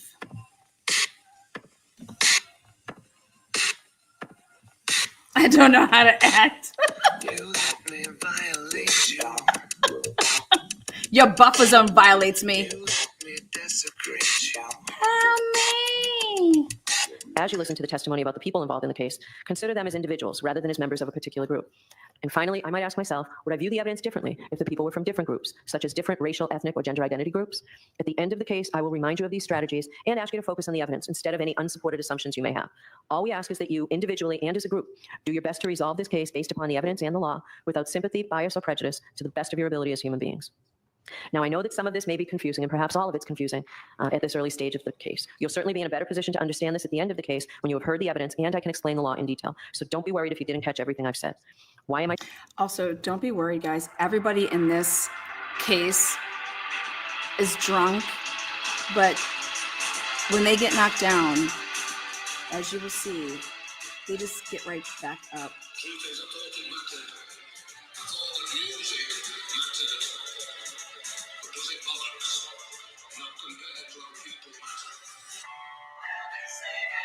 Woo! Grab another White Claw of the Barbie!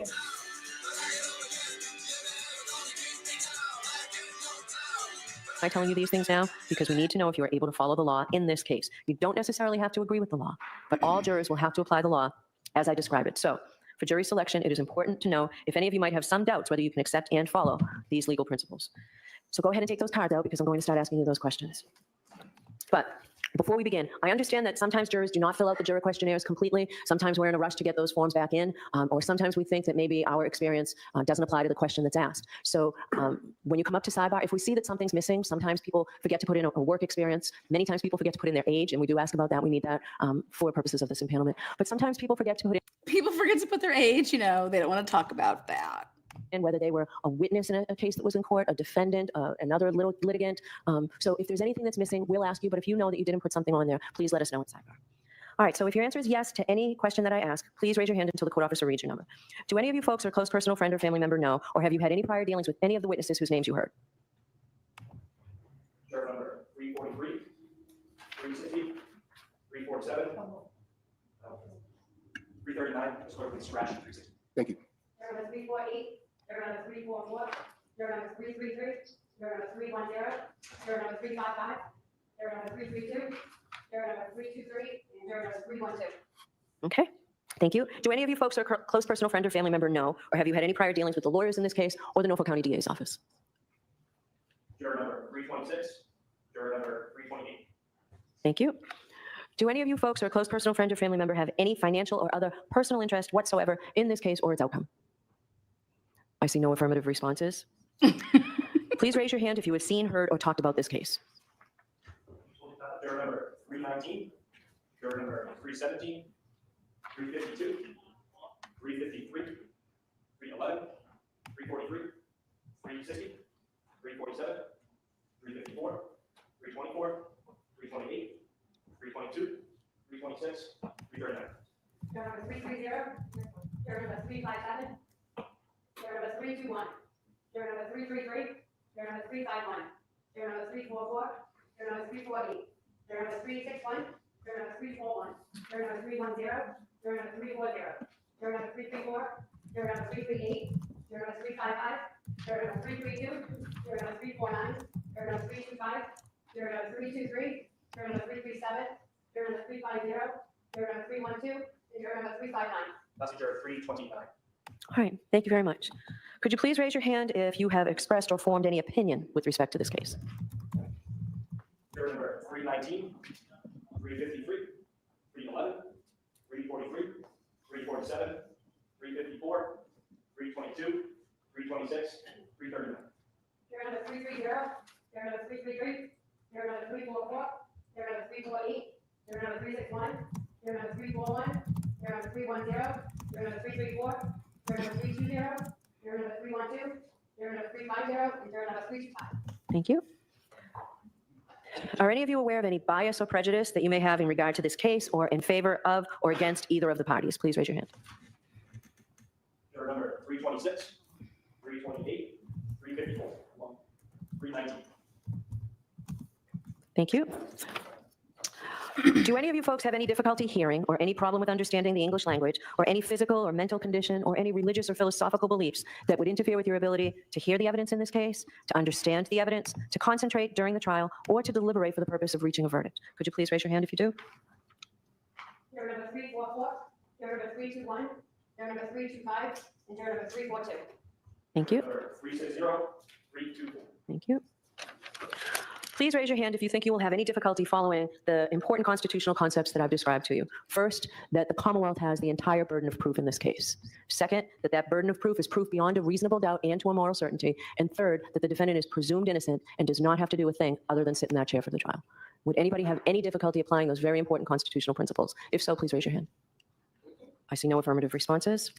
No one's dumb I enough to tell do you that. folks that after every jury trial, I talk to jurors, and though they may not have been thrilled about having jury duty, they always tell me that they have found the experience to be a very interesting one, and often jurors tell me that they find it to be a very rewarding one. But I do understand that with this case and the schedule, it may be an undue hardship for some of you. Let me tell you what I mean by undue hardship. When I told you earlier that all civic duties cause us some inconvenience, an undue hardship or a substantial hardship is much more than that. It's something that means that it's personal to you, and the person sitting next to you will then have to step in and give up time from their lives. I generally think of it in terms of either you're a student or you have airline tickets or surgery scheduled for the time that we will be on trial. So with that in mind, and that very rough definition, please Did she say airline travel? raise your hand if you think that you have a substantial hardship that will prevent you from being a juror in this case. Juror number 319, 319. 319 has said their name or raised their hand or whatever they've done, or maybe they've already, 319, that's my birthday, 319. Guarantee you they're not on the, they're not going to be on the jury. They're like, get me the fuck out of here. Okay. I have 2 legs, but I put down that I have 1. 311, 343, 360, 354, 326. Chair number 361, chair number 348, chair number 351, chair number 346, chair number 333, chair number 355, chair number 338, chair number 334, chair number 310, chair number 341, chair number 350, chair number 323, and chair number 325. Okay. So in a minute, I'm going to leave the bench and give you an opportunity to fill out those supplemental questionnaires. I ask that when you do so that you don't talk to anybody about your answers to the questions or to share any comments with other jurors or concerns that you may have about being a juror in general or a juror in this case. If you have any questions or concerns, you can talk to me when we come back out. So with that, we will be in recess, Jim. Court, all right, please. All right, we're in recess.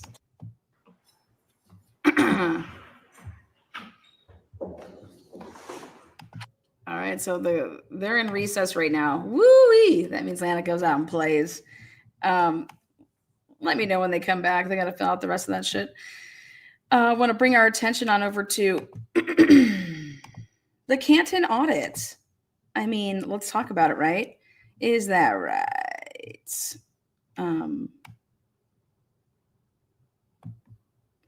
Let's go to the pages that matter most for this case. 86, I believe.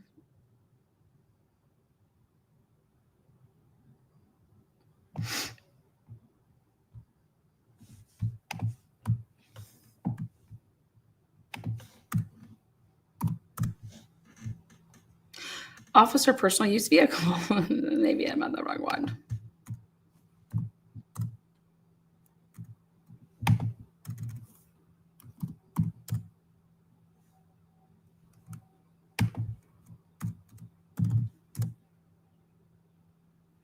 Okay, yeah, here we go.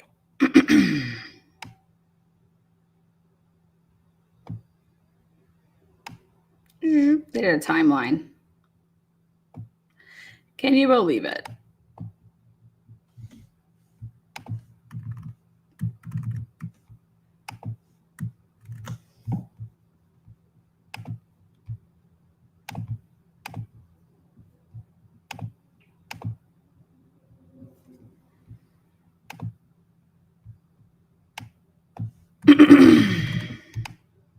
Jeez.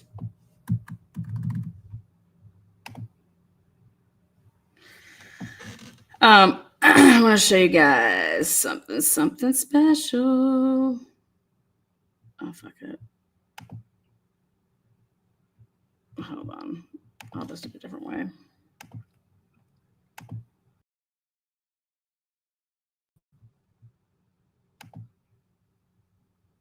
Oh, yes, I'm almost done. I got you on that. We just finished up all the cards. So, let's see. Oh boy.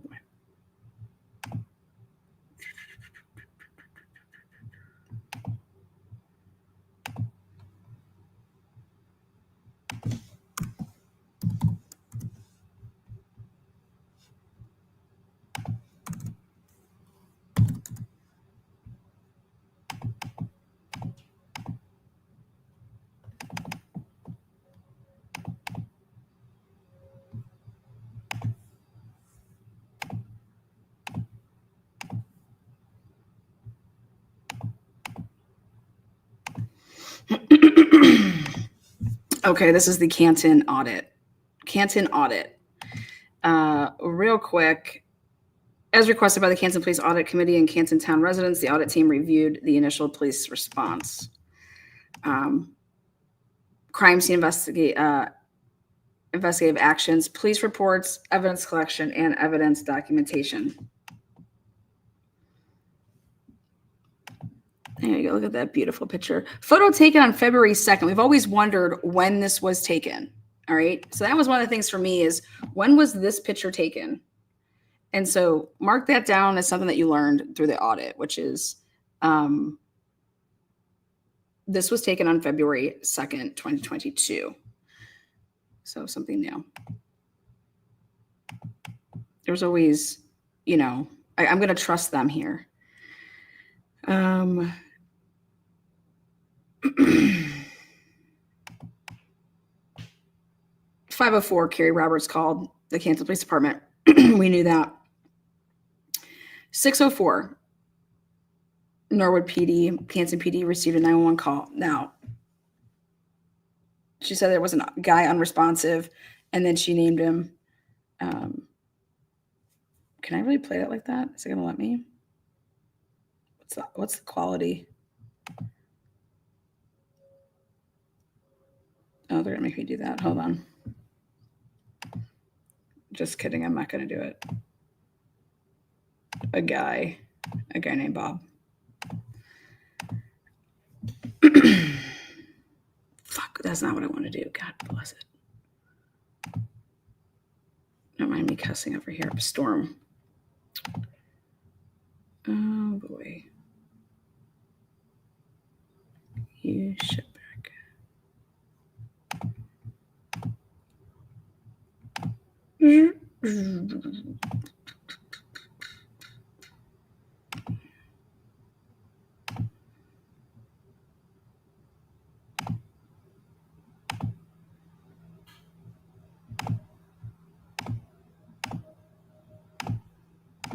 Okay. Right here.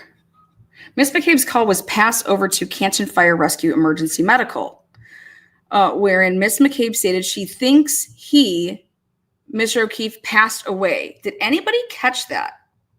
Did anybody catch this?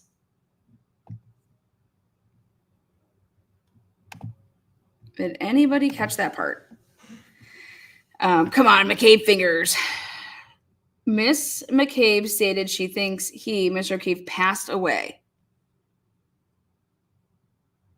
Why would she think that? That needs to be made a bigger deal. Just saying.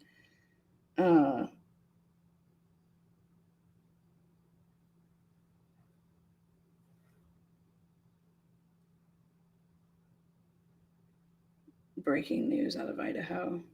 Holy shitballs. Dude, I got so much shit I'm breaking out of with Idaho stuff. Oh my God. Okay. So anybody, let's see. I don't remember that on the 911 call. Strange, right? Strange. Reference is made on the 911 call to police.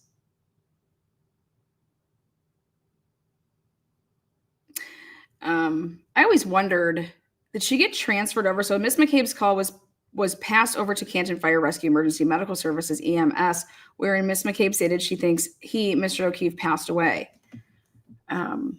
Anyways, now keep that in your back of your mind because remember it was supposedly saying that Karen Reed was, is he dead? Is he dead? Well, if fucking Jen told Karen you know what I mean? I think he's dead. You know what I'm saying? And then so she starts saying, "Oh my God, is he dead? Is he like,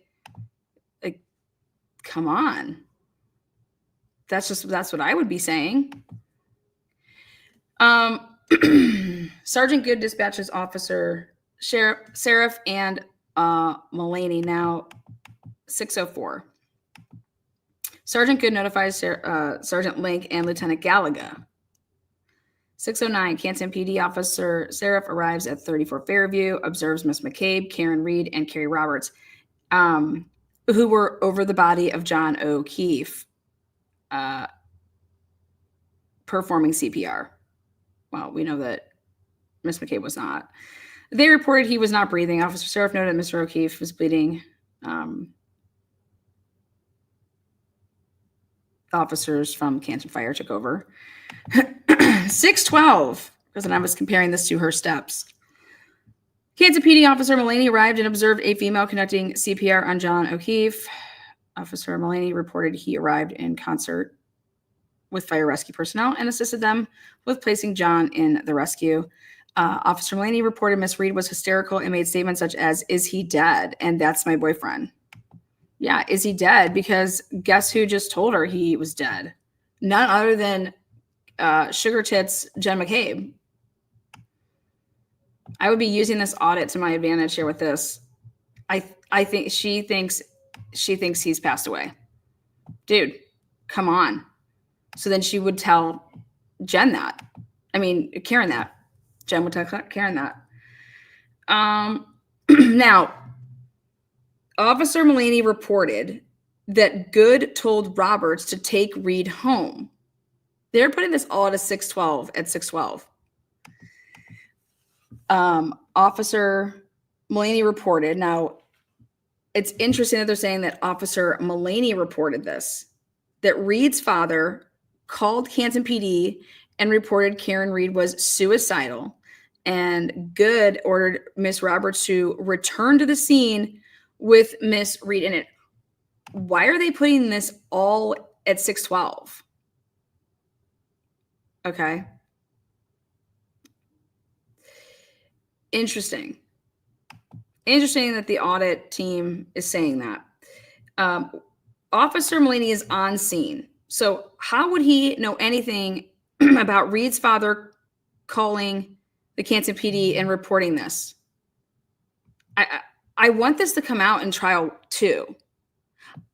The person that was there, Kelly Dever or whatever, who took Mr. Reed's phone call? I want to know who took Mr. Reed's phone call. Miss Reed was then recommended to medical section 12. 612 again. Canton and Fire Department emergency arrived and rendered first aid. Yep. 614. Canton PD Sergeant Good arrived at the scene and noted that. So if he doesn't arrive until 614, just think about this. If he doesn't arrive until 614, then how is any of this happening at 612 when Officer Mulaney reported that Reed's father called, or Officer Mulaney reported that Sergeant Good told Miss Roberts to take Miss Reed home? Was that via radio? I mean, he's not even there yet. He doesn't get there yet. You guys remember all this shit? And I'm just like, okay, well, these people have to get it right when they're doing this audit. Remember, this was the big Alan Jackson, how he goes at SARF and says, well, none of these times on these reports are correct, right? And he's like, yeah, that's all wrong. Okay. So Canton PD, so Good arrives at the scene and noted that Mr. O'Keefe was in the ambulance. So he should never be testifying to where the body was because he never saw the body on the lawn. Okay. Miss McCabe, Miss Reed, and Miss Roberts were standing outside the rescue. Good reported that he asked Miss Reed how she arrived at 34 Fairview Road, and Miss Reed stated, "I don't know." Like, this to me, well, what do you mean? Like, right then and there? Well, I arrived here right now with Jen and Carrie. You know what I mean?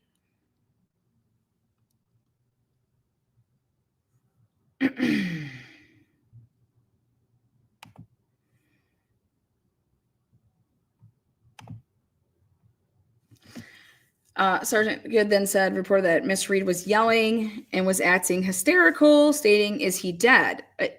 Again, now it makes all the sense in the world because Jen McCabe is saying that he's dead. They need to use this. Sergeant Good reported that he asked Miss Reed if she drove to 34 Fairview Road last night. Why would you ask that? What would make him ask that? Why would you ask that? Well, now we have to think about something here, which is, remember the call from Carrie Roberts at 5 a.m. So Good here knows he knows shit. At 5 a.m., Carrie Roberts is saying, John O'Keefe, okay, he didn't come home. The girlfriend's frantic, she can't find him. All right. So think about this. If I had a phone call at 5 o'clock in the morning and I'm like, yeah, no, we didn't bring anybody in. Okay. So I've already heard some of this. Then, okay, we're going to go out and look for them. So then here an hour later comes by and here's a 911 call that comes in. Okay. And it's like, oh my God, this is the call that I just got from Carrie Roberts. So I'm just saying, like think about where good, if you're a cop, where your mind is. So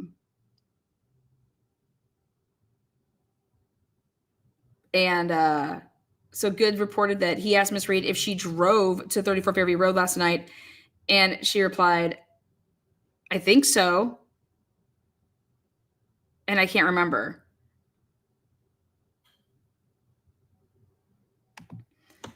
Miss Reed and Miss McCabe were placed in the back seat of patrol car 682.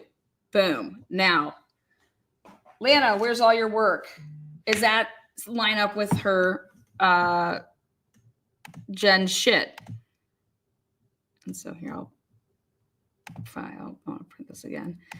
Yes. And does, but also let's see.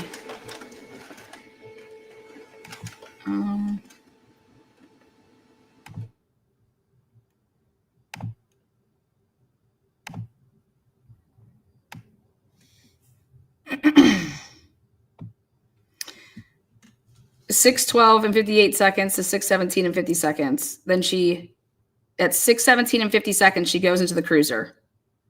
6:17 and 50 seconds. So look at 6:14. He's saying that's when they get placed in the back seat. Okay. When it really is at 6:17 and 50 seconds.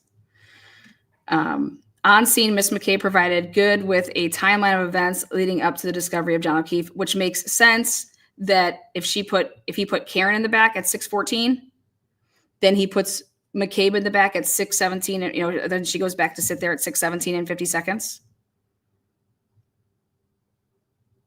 On scene, McCabe provided Good with a timeline of events leading up to the discovery of John O'Keefe. How could possibly Jen McCabe have a timeline of events?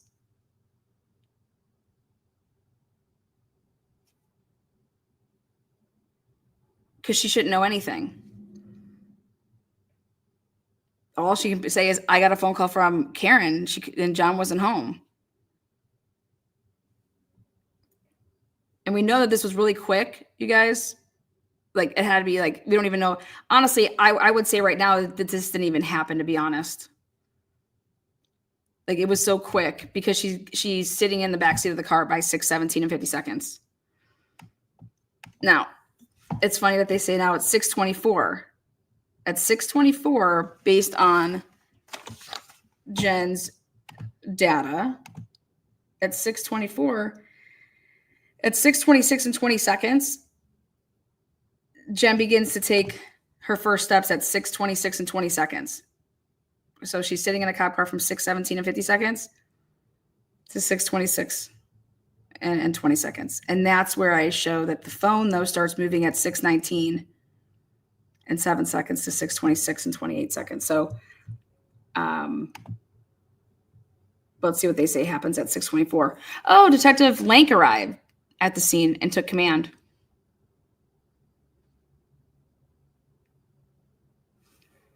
Sergeant Lank noted that Miss Reed was hysterical. Okay, do you guys remember how Matt said that he first came down the street and he had to go around because the fire trucks and all that stuff was in the way? So he came down that way and then he had to then go around. So you would not be seen on any dash cams when coming up from behind to then get to the actual vehicle and to be able to get a phone. He would not be on camera for that. You understand?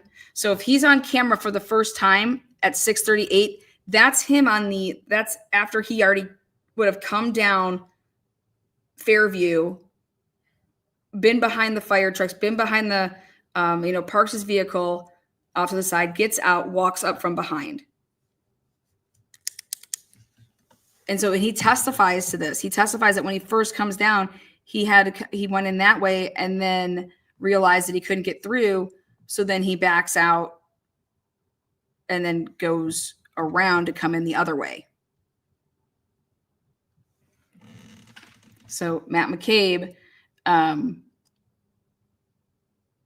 wanted to see when he was seen on camera. So what's great is that we have him on camera, no doubt, by 6:38, but that's when he's on camera from being on the scene after he would have drove around already. So now do the math on how much time he would have actually been there before 6:38. All right. And I know that it's at, he's there at least by 6:19. And what's beautiful about this is that when you look at Hector here, and I show you that he shouldn't even be there yet, because he says that Jen called him, so to Matt McCabe, at 6:35, and that's when he was first told that they found John on the lawn. And then he's told, and during his testimony, he said that, yeah, after that call, I had to finish getting ready. And then I made my way over. And what's great is that we have him on camera at 6:38. And first of all, there's no way that you can make it in that amount of minutes. We know that it's physically impossible.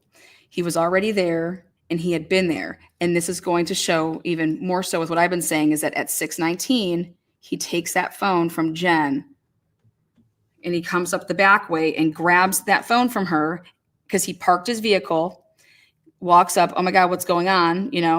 Acts dumb.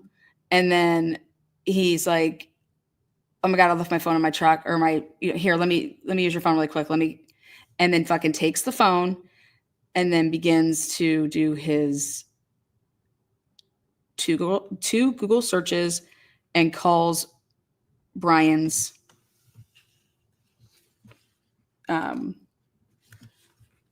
right here, Uncle Brian A, 623.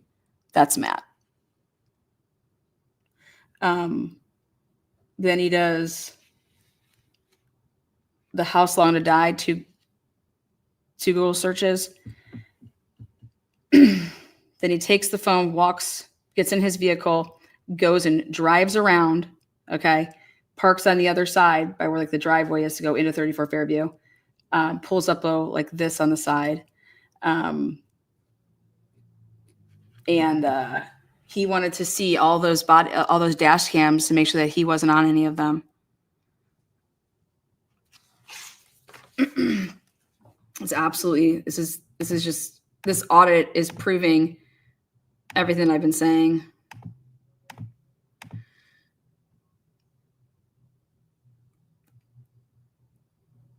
Mary, how are you confused, love?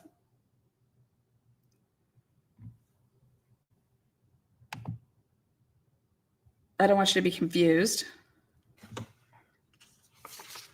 Look at.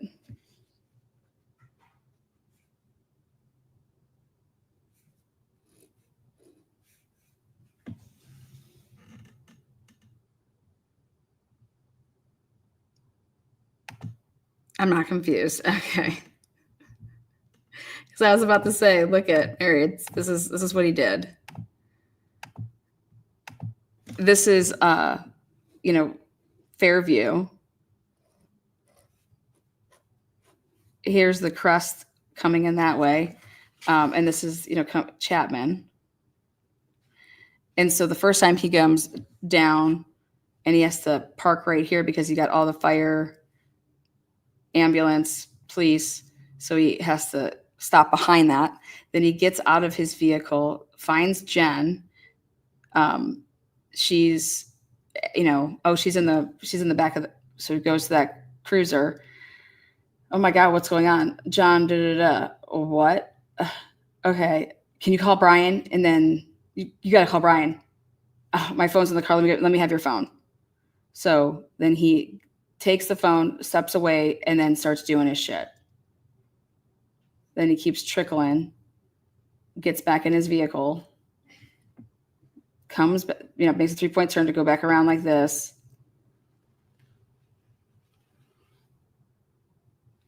Pulls up over here.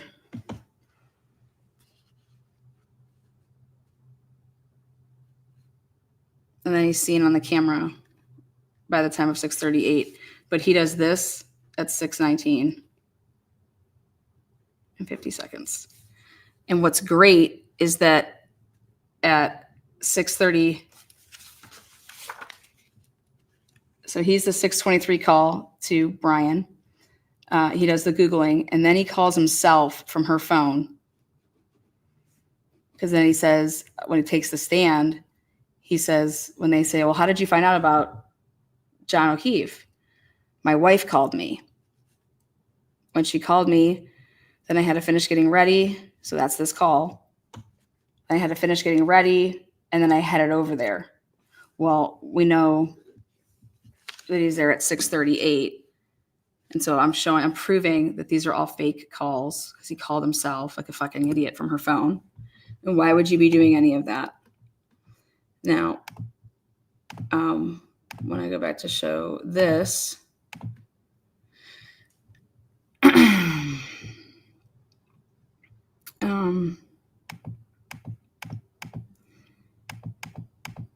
look at that dash cam. Look at that dash cam. See this 6:38?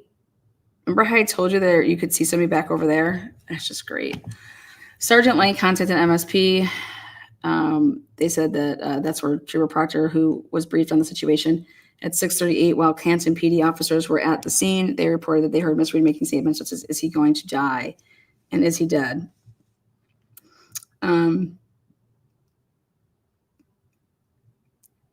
Sergeant Lang took a statement from Jennifer McCabe, who provided a timeline of the events that led Miss McCabe, and this just didn't happen yet. After taking a statement from Miss McCabe on scene, Lank reported he contacted the owners of 34 Fairview Road. He didn't, though. When he testified, he said he told Jen to go contact them. I'm going to have to talk to somebody inside, go get them. You know what I mean? That's what, he testified to. Brian Nicole Albert, who provided statements. Note, Matthew McCabe was at 34 Fairview Road at this time and gave a statement to Lank. See? Boom. Lana, you've been saying this for fucking months. Yeah, I have. Because the data showed me. Boom. There you go. And so what's great is that why we get to see so what's amazing about it is that he lied. He testified that he didn't know about John until his wife called. The first call, and yes, it was deleted, was at 6:35. 19 seconds. It's impossible. None of that happened. He said, he testified that he had to still finish getting ready. And then he headed on over. Google how far it is from where 12 Country Lane is until 34 Fairview.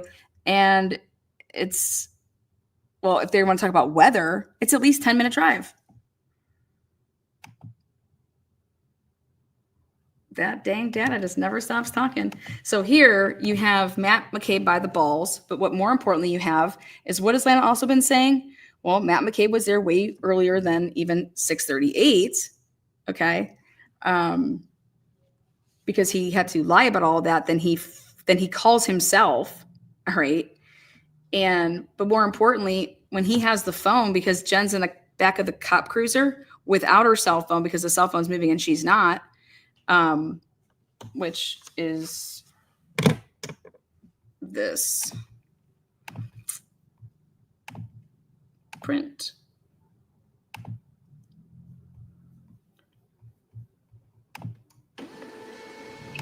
do you understand that Matt McCabe knew he had to call himself and knew how to testify?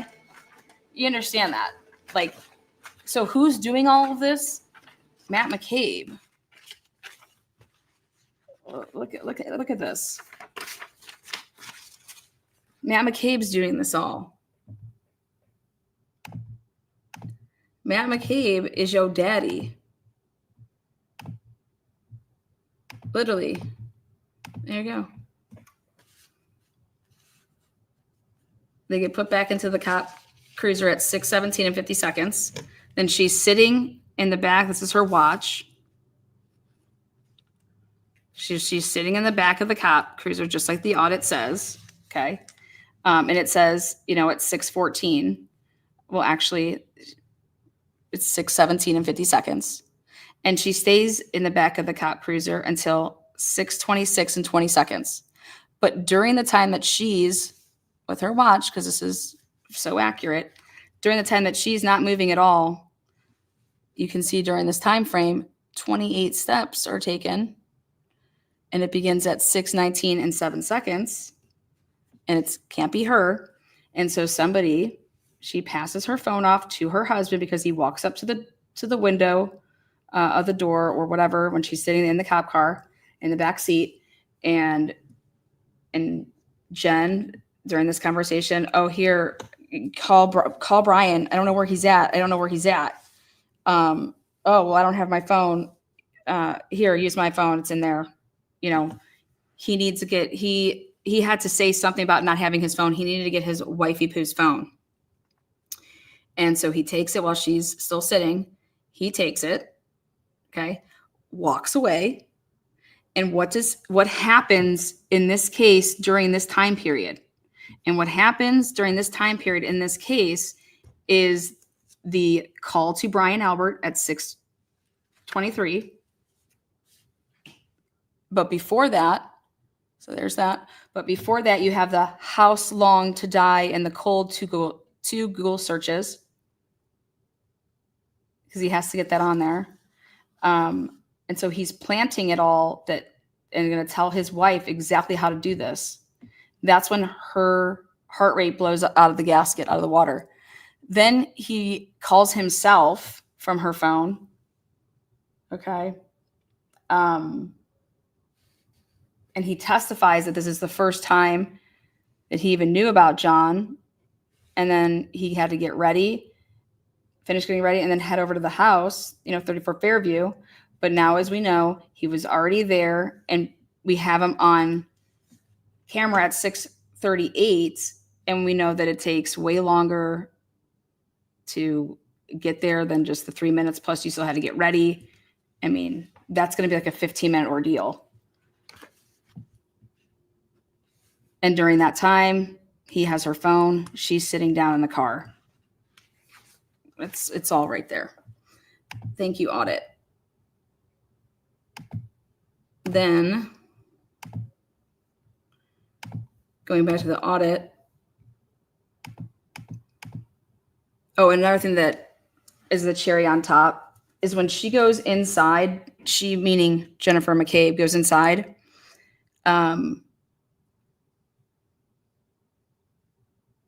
That 6:35 phone call had just taken place 10 seconds before she's about to go up a flight of stairs at 6:36.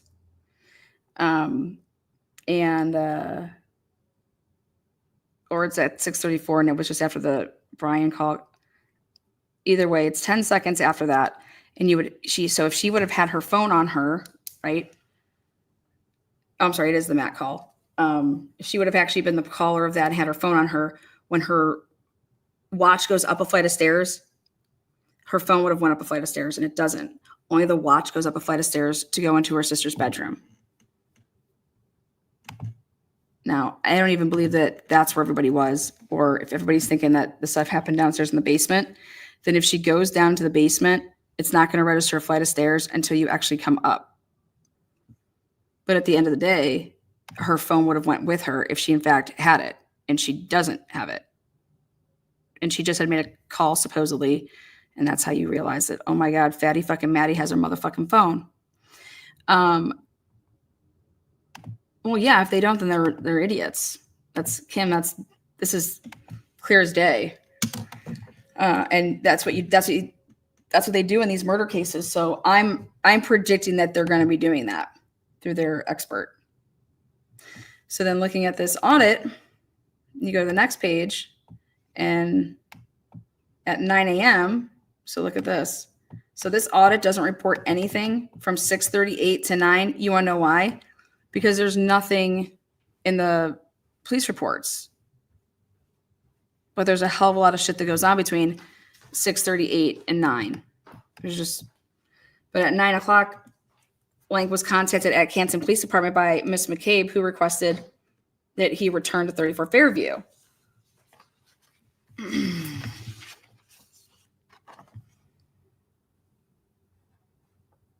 And actually what happened here, if you want to be like very, very, that's not what happened. If you go look at Jen McCabe's phone, you will see that the Canton Police Department, it's from the Canton Police Department to Jen, incoming at 8:38 and 49 seconds. The Canton PD calls Jen from Canton Police Department. 8:38 to Michael Lang. 8:59. Why isn't the audit talking about this? There was an incoming call from at 8:38, and it was for 2 minutes and 45 seconds.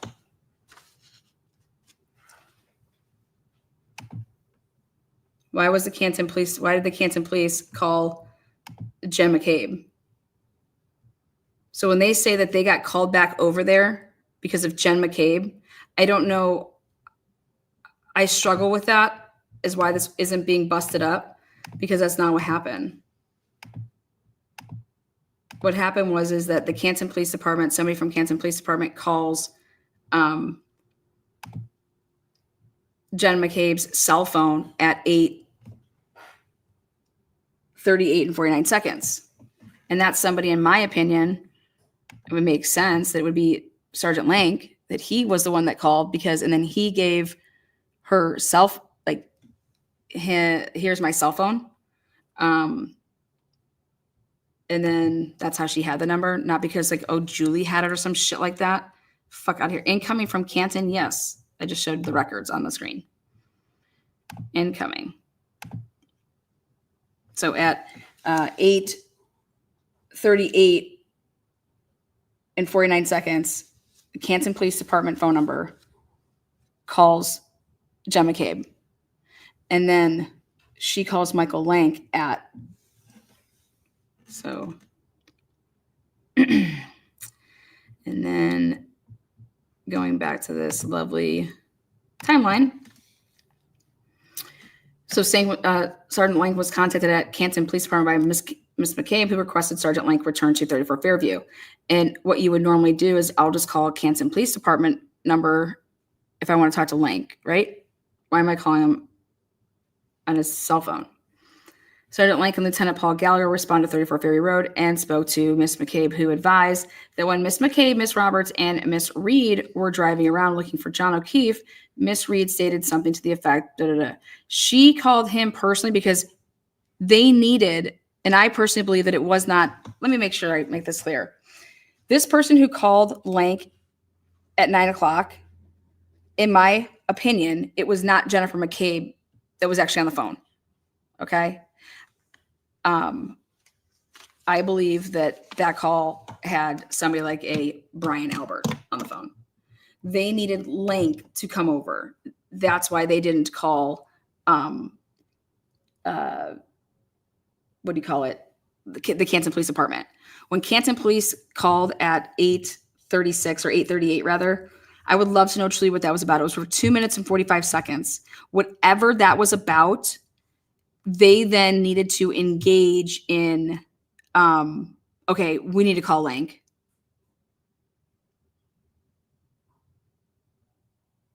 We need to call Lank. So go back and check the first trial and see what they are saying that 838 call is all about. Very interested to hear about that. Oh, I think they testified to, hey, I think it was about possibly that John was missing his shoe and jacket. And if I can remember correctly, I'll try to find it. But so Lank goes back. I hope I didn't hit him, blah, blah, blah. This information is documented in Lank's police report and supplemental narrative report of events. All hearsay shit. Approximately at 6:24 a.m., Canton Fire Rescue transported O'Keefe to Good Samaritan. Yep. Canton Fire Rescue supported Mr. Reed. And that's how I knew that Matt was also there earlier during Matt's testimony. He said that, if you look at this timestamp right here, he said that when he arrived, that firefighters in one of the ambulances was there.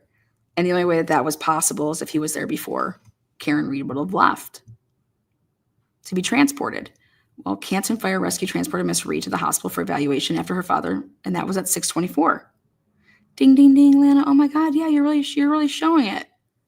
Yeah, the data doesn't lie. They're all fucking liars. And then Mr. O'Keefe is declared dead at Good Samaritan at 7:50.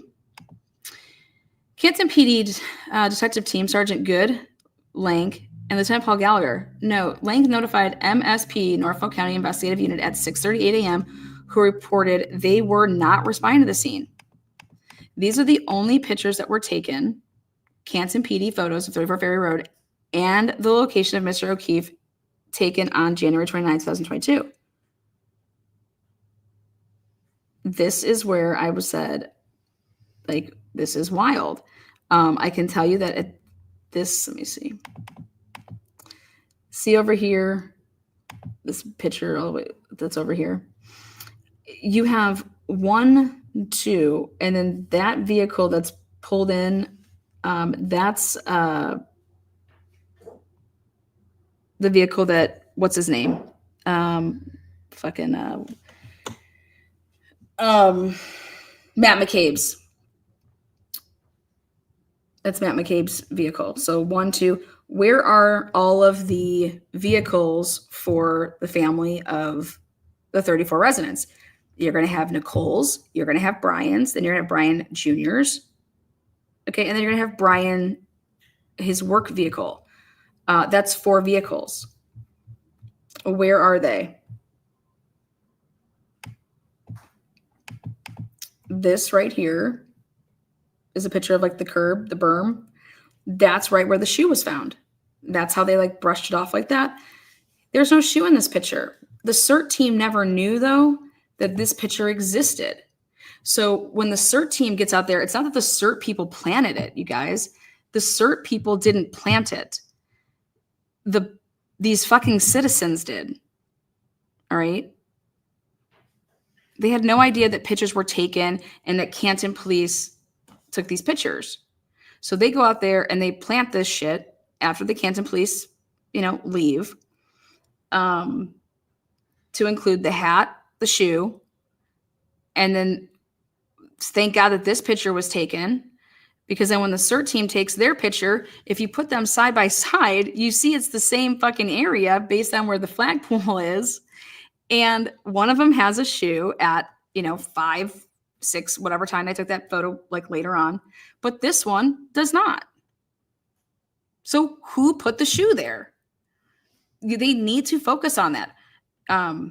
That is way more visibly seen than talking about pieces of glass that could have been buried because of the snow and blah, blah, blah. This shoe was not there. The police did not have John O'Keefe's shoe. Who had his shoe? Well, the third-party culprits. That's your route in. Your route in with the third-party culprits is the fucking shoe. They were in possession of the shoe, not Karen Reed, they were in possession of the shoe.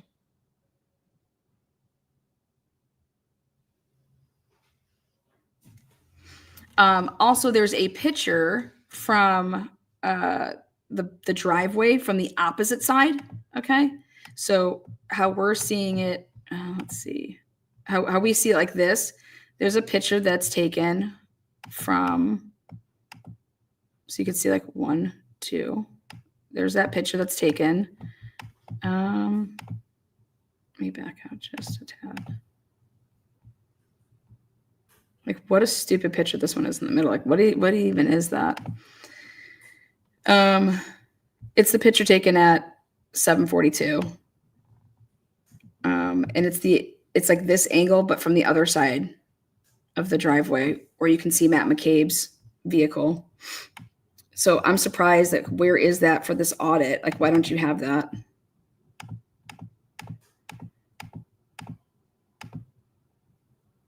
Lieutenant Paul Gallagher arrived at 7 a.m. and was brought to the area where John O'Keefe's body was found. That's that little pole right there. The flagpole you could see. Lieutenant Lang.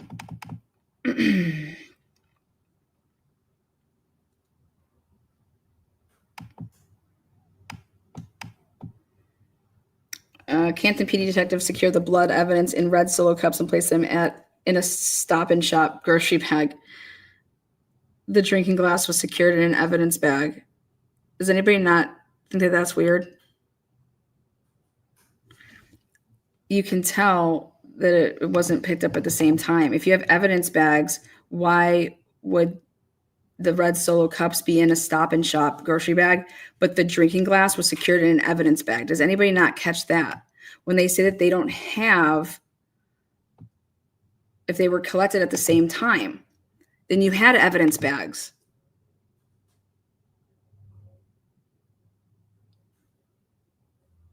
I mean, why are you, how could the drinking glass be secured in an actual evidence bag? It was collected at the same time that the red Solo cups were collecting the blood. Okay. So, like, what the fuck are people talking about? Like, you clearly have evidence bags.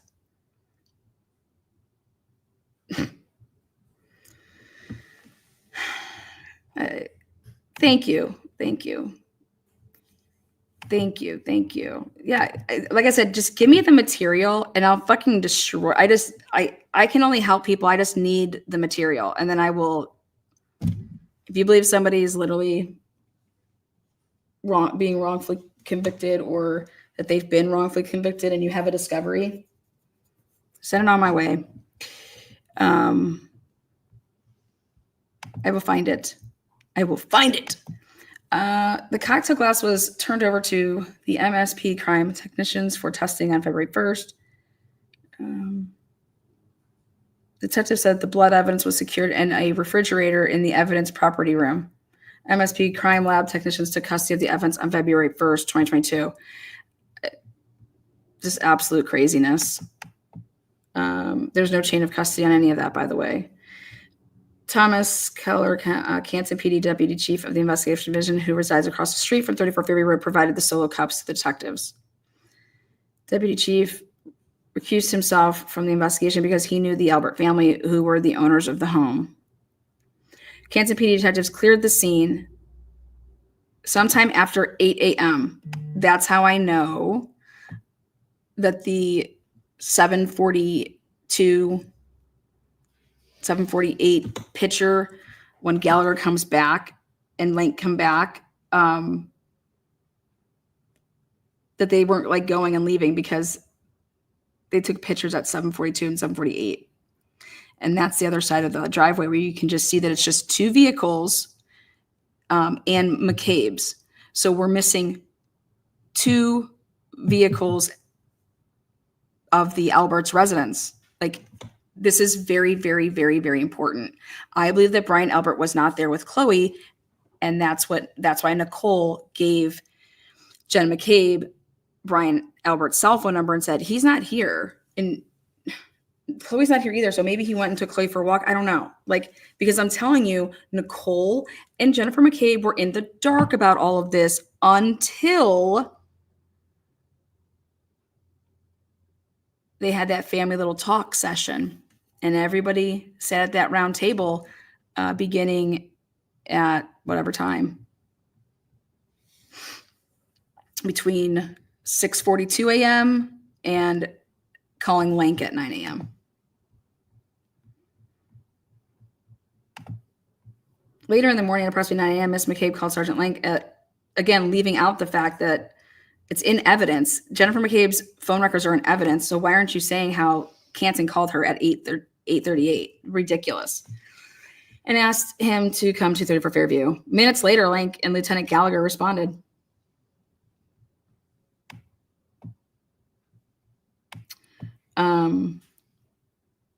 The reason that they're lying also about calling and asking about items that were missing on John is because that would be right there your probable cause to think that we have probable cause to go in this house to find John's shoe. You get what I'm saying? By John not having that shoe, and then they could have wrote up a probable cause affidavit because we get information that John, first of all, has no jacket on and he's missing a shoe. Okay. We don't know that he went out with a hat on though that night, but we do know that he would have went out with more than one shoe. And based on the weather, it would have been common sense for us to think that he also would have had a jacket. But at the bare minimum, you would have probable cause to go into that house because John O'Keefe is without a shoe. And that's what would have given you probable cause to search that home for a shoe. And Alan Jackson tried to bring that up, and I think he just needs to bring it up in a different way. And I don't think that you would ask Tully about that because Tully wasn't there. What would have given, that's Canton Police Department and them saying, well, we didn't know that he didn't have a shoe. Well, after everybody has testified now in trial 1, yes, they did.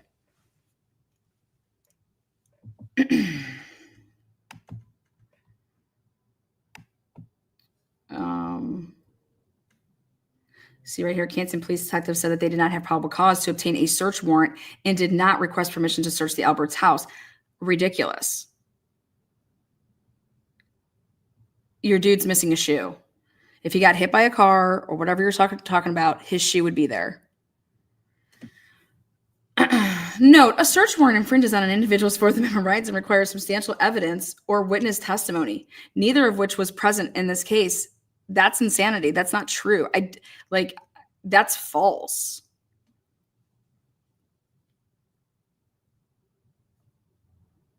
Common sense can also get you. What do you mean? He only had one shoe on. Nobody goes out with, and you ask, hey, was John wearing 2 shoes when you guys were out? Oh, he was? Okay. Boom. That's all you need.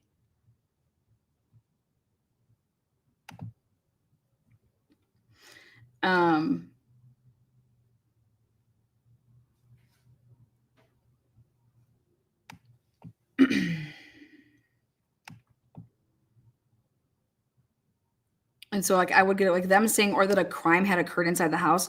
No, that's not how people can get warrants for concealment. That doesn't mean it has to be a crime in the house. That's what leads you to things. You have probable cause to search that home because John O'Keefe is missing a shoe, 100%. If John O'Keefe got dropped off there and then got hit by a car, as they're trying to say, like Karen did that, his shoe would be there. It's not. That's what tells you the scene is fucked. Number 1. Then this Ring camera. Okay, they need to make a bigger deal about the Ring camera stuff that's missing at these crucial times. And it's missing at the crucial times because of Fatty Bo Batty Maddie.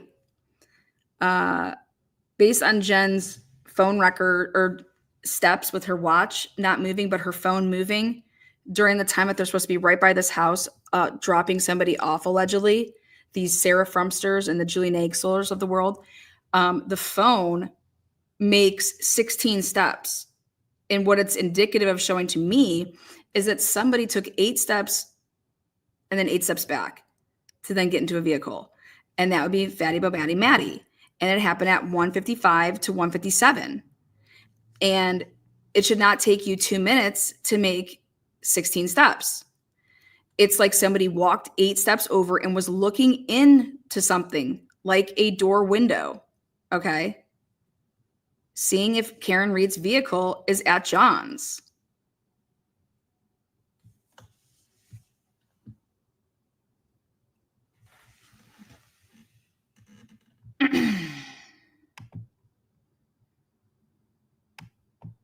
And then what they were just going to say is at first, oh, well, you guys didn't show up. So we on our way by, once we saw that, your car was there, we're like, oh, okay, good. They're home.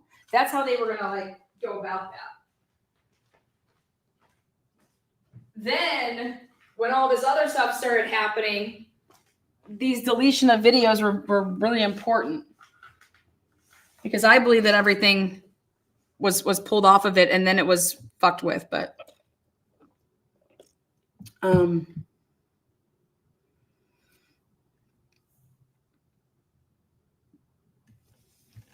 so how many cases now where video footage goes missing at critical times? I know, isn't it crazy? And again, guys, though, but the people, so I just believe that the Canton Police Department and the personal relationship with Proctor, okay, like Lank calling and talking randomly to Proctor at 6:38, yeah, that this was a cover up after the fact for these people that did the planting, and then it was just like, and how I say cover up is you just don't go and do certain things, and you can bury the evidence that way. Don't come and get our phones. Don't do, you know what I mean? Don't interview us. Don't talk to anybody. Don't do the things that you're supposed to do. And so how this audit only, I mean, I love the fact that they say that this should have never been conflicted out. There's no reason to. Now here at approximately 8:23, this is why I think it's imperative to talk about Fatty Bobatti Maddie. He is the only one, with the help of then Brian Albert, because I don't believe Brian Albert was home. And that's why Link had to come back as well. I think maybe Canton Police Department called at 8:38 saying, hey, is Brian back yet from whatever he went and did? You know what I mean? Oh, he went and did whatever. He'll be back later. Is because we need to come over there and talk to Brian at 8:38. So at approximately 8:30 or 8:23, Canton police officers responded to the O'Keefe's residence at 1 Meadows Lane and conducted a check on the well-being of Mr. O'Keefe's niece. I thought that this was super, super interesting. Hey, go and do that wellness check at this time, okay? And we know that we have dash cams, and we're gonna get a pic of her. What do you call it? I want to know who called in the wellness check. Who called in the wellness check? That is crucial. Who called in this wellness check? Because I would think, if you think about it, right? First of all, these kids aren't like 8, okay? We have like an 8th grader, right? And then the little boy didn't sleep there, right? Who would call in a wellness check in a small town like this? It was to go over there with that fucking cam on. But someone needs to do a FOIA, and we need to find out who called in the wellness check. Miss Reed's Lexus SUV is pictured parked in the driveway. After leaving the hospital, Miss Reed, along with her family, went to 1 Meadows Lane and recovered her Lexus. But this is the picture that people are saying, it's fucked up. It's fucked up.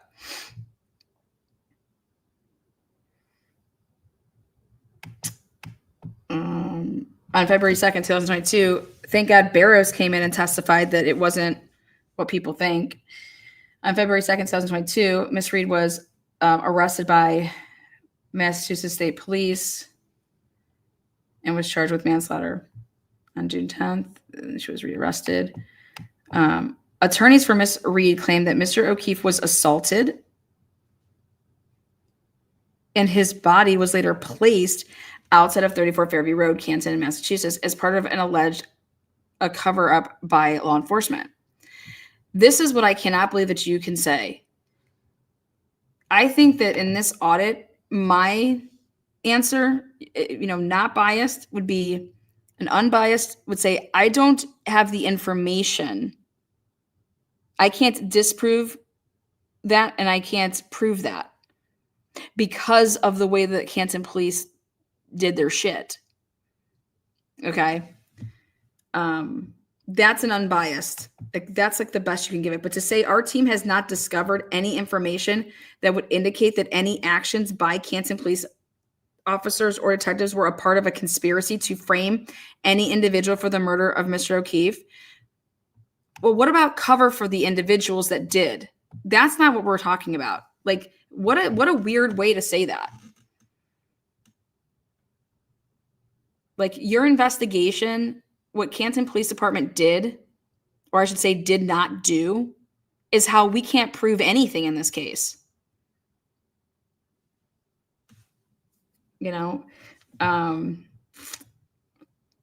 But just totally like how based off of the three pieces of papers that we just went through, how could you determine anything from what Canton did?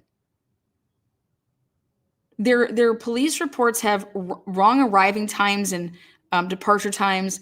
They didn't do any interviews. They didn't take people back to the station. They didn't separate witnesses. What the fuck are you talking about?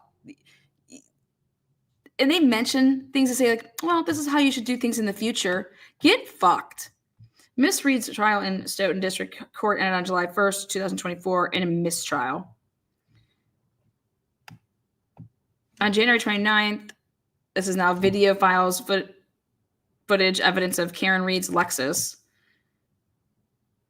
The audit team found that MSP requested that Miss Reed's vehicle be brought back to Canton Police Department. Chief Rafferty said this request was granted because the Canton Police Department is near the Norfolk District Attorney's office, and MSP did not have adequate temperature-controlled storage facilities close by. And we all know that that's not true. Like, on the way, all the things that would happen, whatever. MSP coordinated for the Lexus SUV to be towed to the Canton PD garage and arrived at the Canton PD garage at approximately 5:35 p.m. on January 29th. Why aren't we talking about the police report that had the wrong time? Canton PD video cameras documented the Lexus SUV arriving at the Canton Police Department Sally Port. And the reason they're not is because Michael Proctor has nothing to do with Canton Police Department, for the record. MSP crime scene technicians searched and processed the vehicle on February 1st. On February 1st, they had it on the 29th. Why? Why would they start doing anything with that on the 1st? That is the murder weapon. Canton PD acknowledged and the town of Canton has confirmed that one camera in the Sallyport records abnormally in a mirrored fashion. Yeah, awesome. Take your mirrored shit, but guess what it doesn't show? Why is it missing 42 minutes? Show me when it ever does that. That's fine. You have grainy shit cameras, but why is 42 minutes missing right here? And then you lied and said that it was motion activated.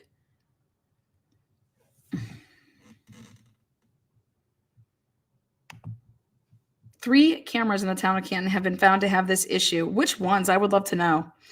And this camera malfunction is not isolated to only the Canton. That's not the issue. Like, for me, okay, great, you found that. But where is it being addressed that the 42 minutes are missing? Where is that being addressed? Anybody that looks at the 8:32 a.m. photo with the body cam, or the dash cam rather, we all know that Karen Reed's vehicle was not like this. it was missing, not like that.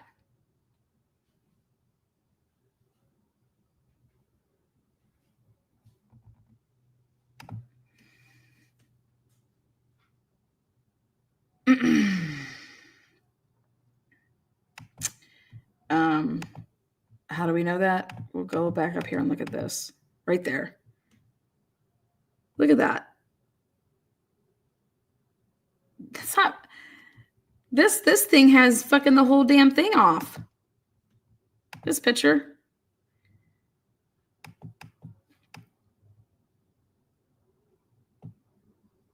See the bottom? All of it. All of it. I think just this part was missing, right?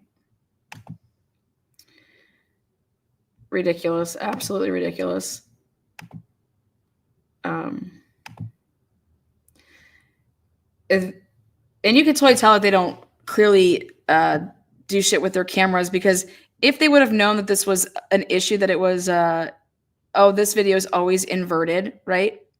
Okay, because it's always been that way, then this would have been a non-issue, you know, in my opinion, and it would have been stated right from the rip, if because you knew about it and you're like, okay, now don't be going all crazy here, but this video along with 3 others, they've always been doing this. Okay, well then why wouldn't you get it fucking fixed? Weird shit.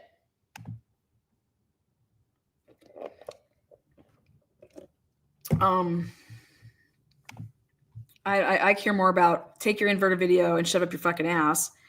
I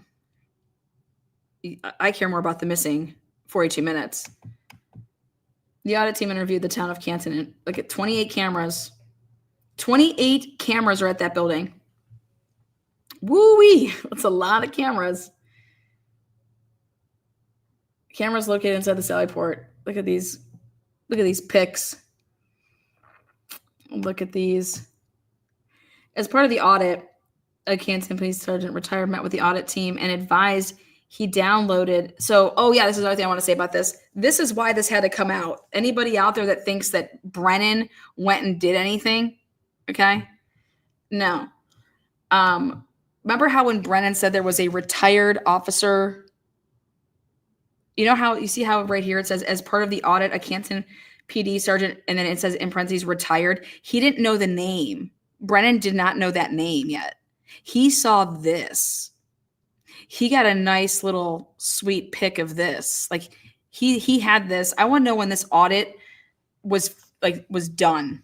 Like, because this is why this came out, in my opinion, is because of this audit. It wasn't because Hank went and did anything or Rafferty went and did anything. And so if I'm Alan Jackson here, I'm asking those questions. You know, Hank makes it seem like he went and no, you saw what the audit team was coming back with.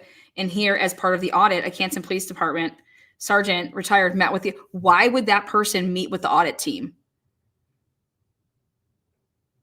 and advise he downloaded camera footage videos related to Karen Reed's Lexus SUV? You guys, this audit didn't happen the day before it came out. This takes a long time. This audit began in 2000. I think it began in 2023, but that's my take. They did the audit this winter. I call bullshit. This winter. So they started what, January, and they were finished in March. Well, then it makes sense of why it's so shitty. So they did a report on an investigation, and they were able to do all of that in just a couple months. Yeah.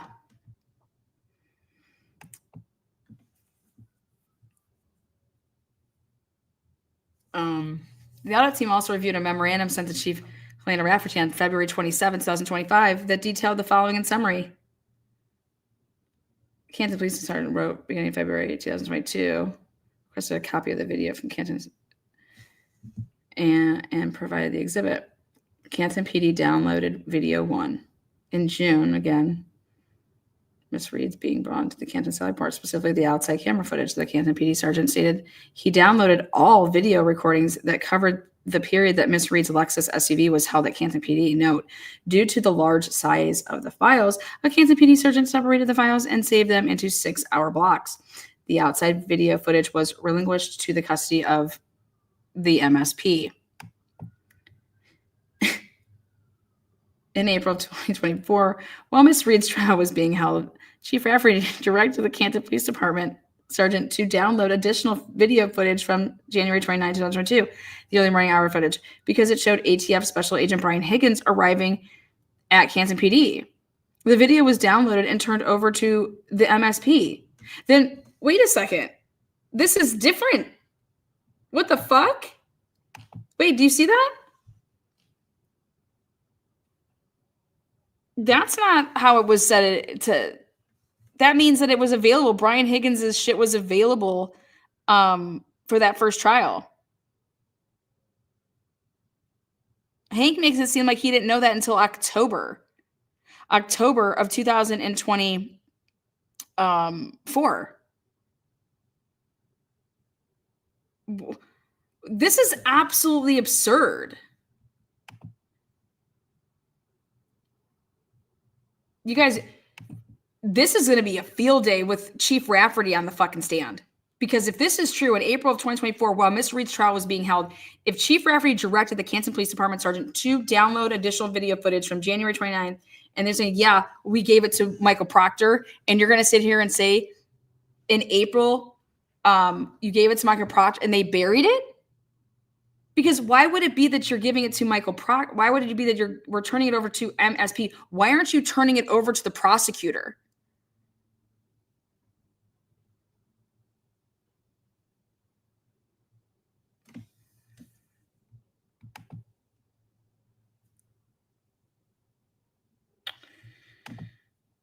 On or about January 24th, 2025, Canton PD produced another video of Miss Reed's Lexus SUV arriving at the Canton. Oh my God. And the video was downloaded and turned over to the MSP.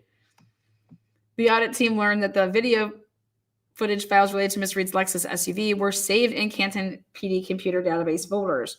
The audit team was informed that all video evidence saved related to Miss Reed's Lexus was on a Canton PD workstation computer. Chief Rafferty confirmed no personal computers were utilized for video storage and or used for any file storage. Canton PD confirmed all video files turned over to MSP or the Norfolk County District Attorney's Office were downloaded on a compact disc or USB device. Now, they can all just eat fucking shit. Check this out, y'all. This fire hydrant is so not close to where that body would have been. Like, I mean, this is absolutely absurd. That's your biggest where did this come from? You know, I thought the Canton Police Department was, you know, no longer involved, right? When this would have happened, this picture right here. So why is this in here? Well, let's see why. The audit team learned from Canton PD that on January 29, 2024, at approximately 5:45 p.m., MSP Special Emergency Response Team CERT conducted a second search at 34 Fairview Road. During that search, pieces of red plastic taillight. What do you mean a second search? What the fuck are you talking about? When did they perform a first search? MSP Special Emergency Response Team CERT conduct. That makes it sound like that the CERT did a second search. Does anybody else see that? Read that sentence. MSP Special Emergency Response Team CERT conducted a second search at 34 Fairview Road. When was there a first search?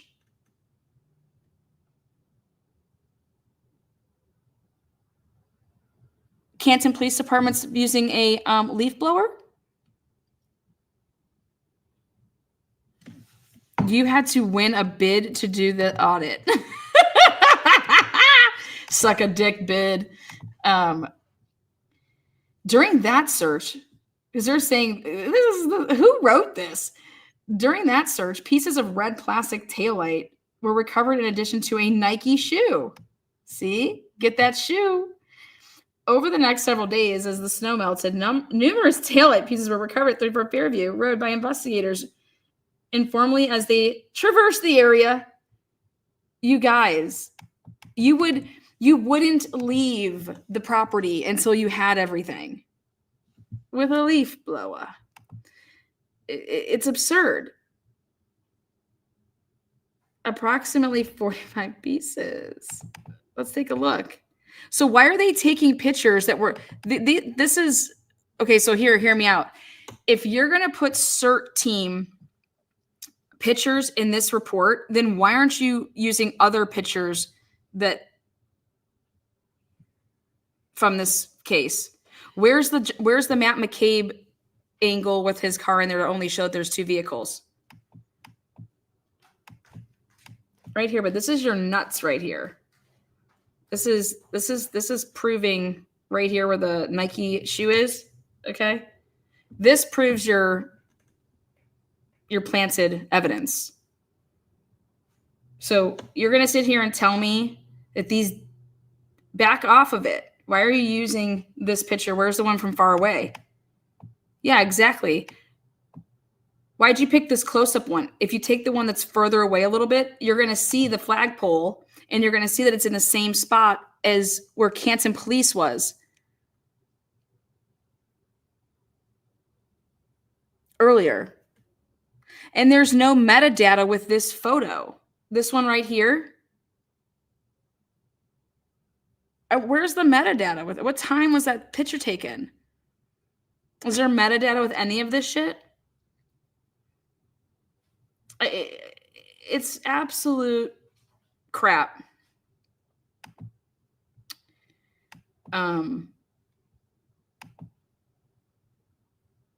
Conditions at the scene. Significant snowfall had accumulated with the center of the street being plowed, pushing snow to the side of the road. Really? Because it doesn't seem like there was pushing anything to the side of the road. Like it's right there. Look at that big ass. Look at this.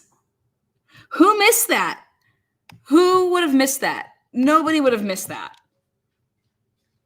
On February 4th, 8:50 a.m. Let me just fucking go look for some more more pieces. Canton Police Chief Kenneth Berkowitz summoned Sergeant Lang to 34 Fairview Road to retrieve. Why? Why on February 4th would that even be happening? It's not their case. What the fuck is going on? Sergeant Lang, along with Canton PD detective, responded to 34 Fairview and maintained a presence and took photos until Massachusetts State Police Trooper. So Canton took photos. So these are Canton photos, technically. Did Yuri not take any photos? That's why they're in here. Because Lank took the photos. These people are, horrible. Canton PD detectives did not have access to evidence collection kits in Canton PD vehicles or at the Canton. What? Yeah, they did. They used an evidence for the glass. That's not true. They put the taillight, or not the tail, but they put the cocktail glass in an evidence bag. But to secure the blood evidence located. Canton PD detectives stated they only utilized solo cups as a last resort to preserve the forensic evidence until it was transferred to the MSP crime scene forensic unit. But remember, you guys didn't think that was even going to happen because they told you they weren't responding. What the fuck are they talking about?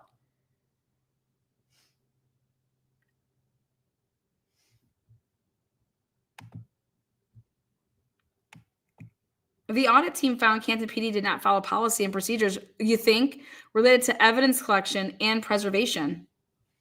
The audit team found that there were no BCI units initially on scene, nor were crime scene kits available or used for evidence collection. Note, according to the Massachusetts Crime Lab, plastic is not recommended for packaging or storing moist or wet evidence items due to the acceleration of the decomposition of the biological matters. or materials on the evidence. No photos were taken of John O'Keefe, exact location of where his body was found, by Canton PD officers at 34 Fairview Road. Yeah, they all were just standing around. I mean, that's like the first thing you would do is to start taking pictures. I personally believe that there were photos. Come on. None of those people took photos.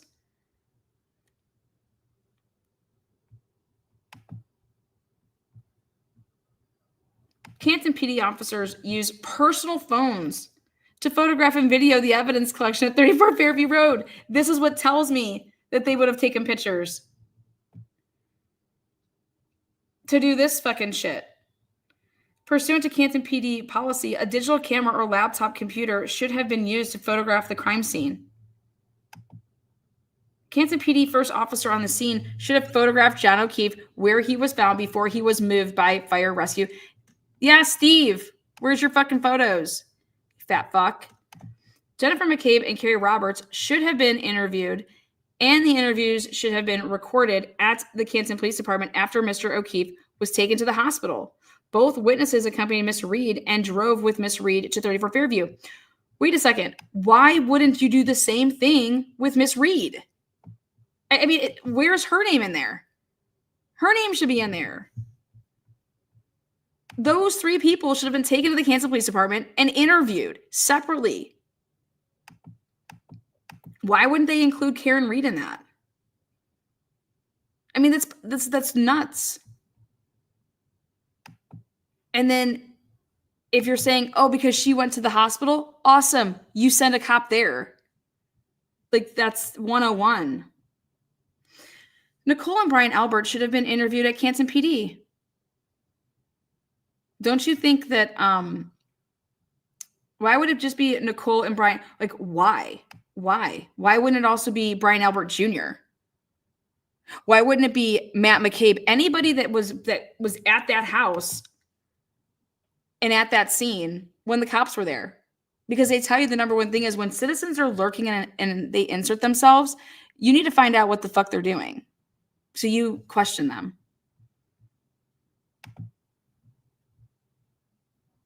What about Brian Higgins?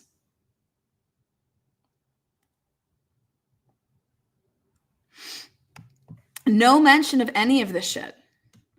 Both MSP and Canton PD both failed to maintain police presence at 34 Fairview Road to maintain the integrity of the crime scene. So then how can you say that Karen Reed that the evidence couldn't have been planted by citizens and or police?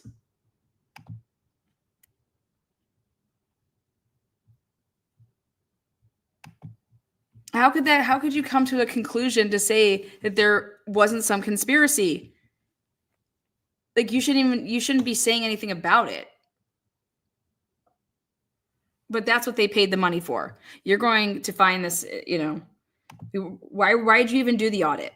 Both agencies should have coordinated to have an officer or officers maintain a presence. Why would MSP, they weren't going to be responding? Remember, when did the decision get made that MSP was going to be responding? Because it was said that they weren't. Both agencies should have coordinated to have an officer or officers maintain a presence at 34 Fairview Road pending the second search by MSP.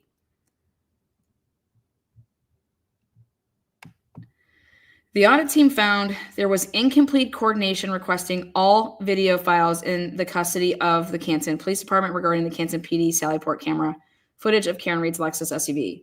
The vehicle was maintained from January 29th to February 2nd. The audit team found there was incomplete coordination requesting all video. Well, Judge Cannone just completely went the other way, right? All video footage files maintained on Canton PD's computer systems of Karen Reed's Lexus SUV while it was housed at Canton PD from January 29th through February 2nd should have been requested and turned over early in the Karen Reed case to lead investigators for any action as deemed appropriate. So, like, MSP should have been asking for that. But guess what I've been telling you guys? What I've learned is that if you don't ask for something, then it's not in your possession and control. That's what they're, or if you bury it, then you act like it didn't exist, and you can just say, they told us it didn't exist. That's what I thought this was always about. I always, thought that everybody was maintaining that there was no cameras, because something that just doesn't sit well with me is, why didn't Karen Reed's team ask for the videos at Canton Police Department? Why wasn't that a specific request? It's housing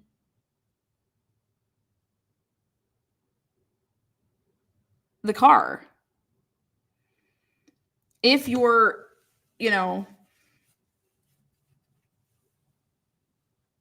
I don't know. I just think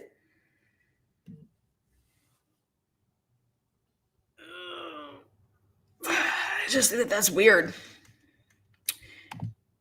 Storm Dancer. I want to know how law enforcement found pieces of clear cocktail glass in the snow, yet could not find red or amber. Yeah. Well, because I'm telling you guys, though, because it wasn't there yet. When they did the leaf blower thing, that shit wasn't there yet. How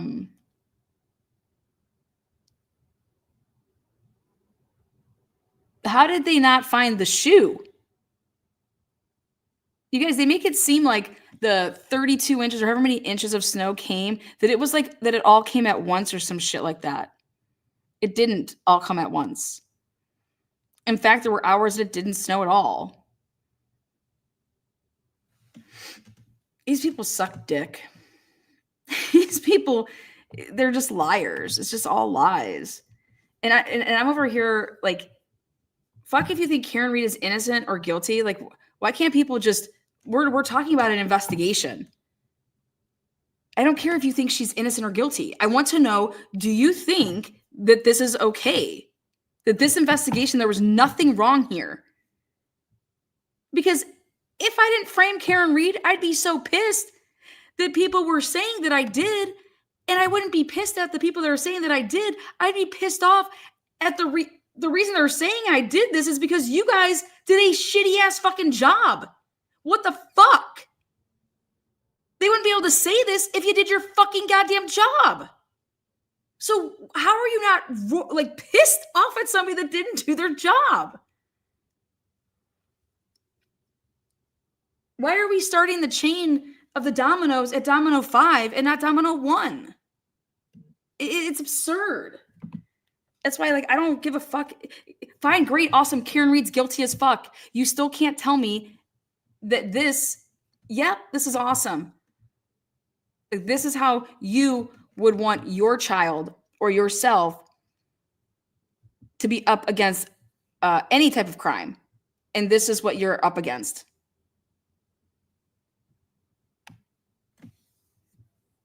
And until things, and it sucks to say, but things won't change until the results of their work have consequences.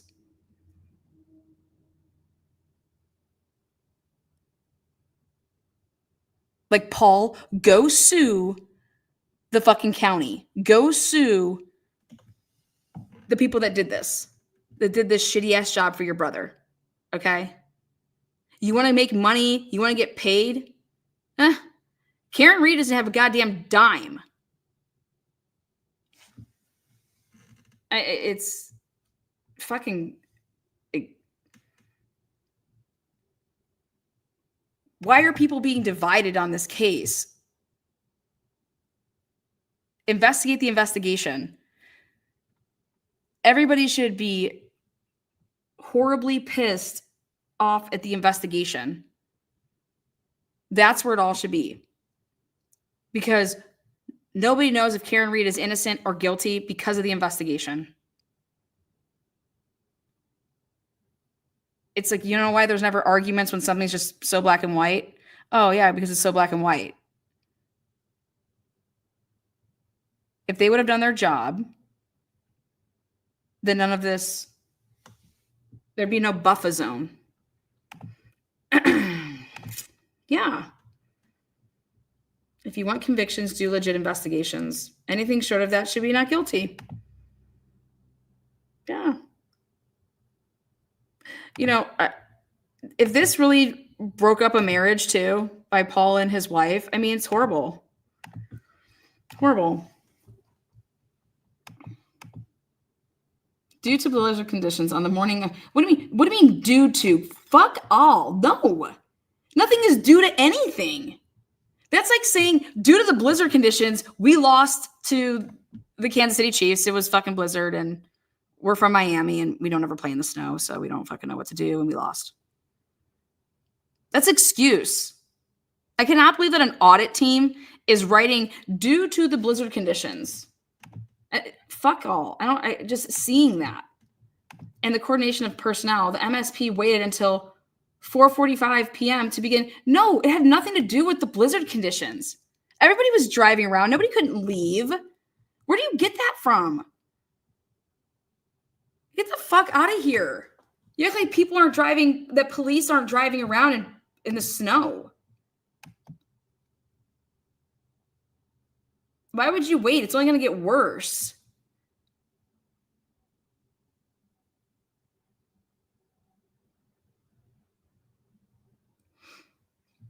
This is barf. This makes me sick. Nobody knows what happened to John O'Keefe. It was a suspicious circumstance. You investigate it.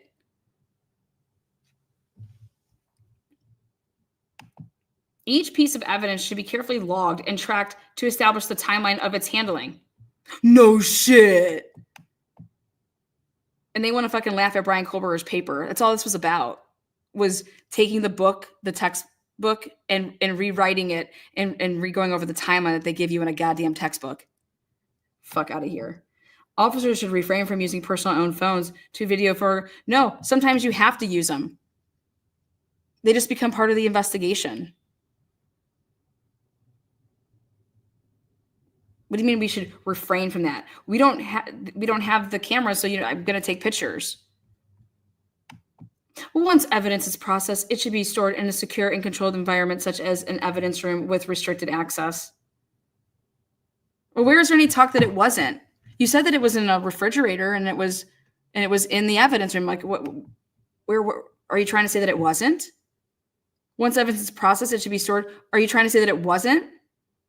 Because you don't even mention that. You just have this bullet point here. Like, is it because there wasn't a picture of it being stored? I mean, what are you talking about? If there is any doubt about the legal requirements, it is essential to consult with the department's legal advisors to ensure the entire... What? Who are these people? Five Stones Intelligence can suck 5 nuts. They can suck 5 stones. Recommendations. Increase training opportunities. You didn't even talk about the train. How do you know that there aren't training opportunities? Where is there even a mention about training opportunities in this section?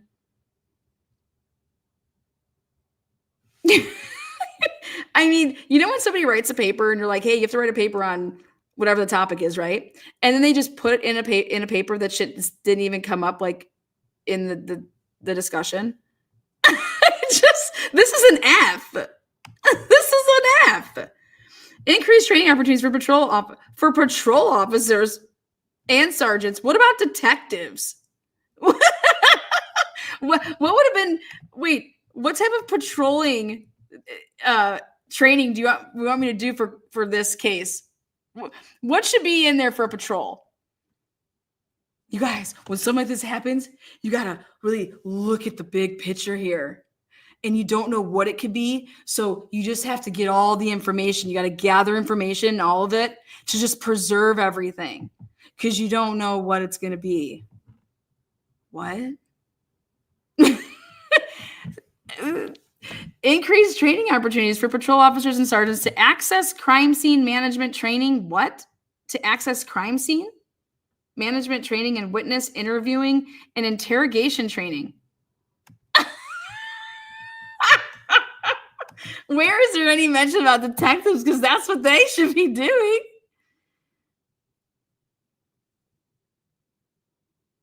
Oh, you mean like I should have learned to do this. Yeah, you need to continue practicing it. Yeah, we have training. Interrogation training? Is it? Can I get some interrogation training? I want some. This is fucking crazy. What? Those sergeants should have been interrogating those witnesses. How about can we just start at the beginning, maybe with like bring everybody to the station? The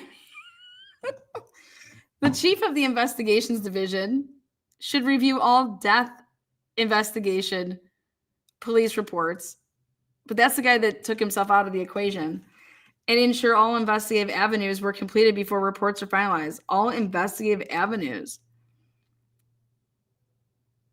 Ensure that all documentation. Do you guys understand that we don't even know if Brian Albert and Nicole Albert, if any of these people were truly interviewed? There is no recording of them. There is no of them going to any police station, nothing.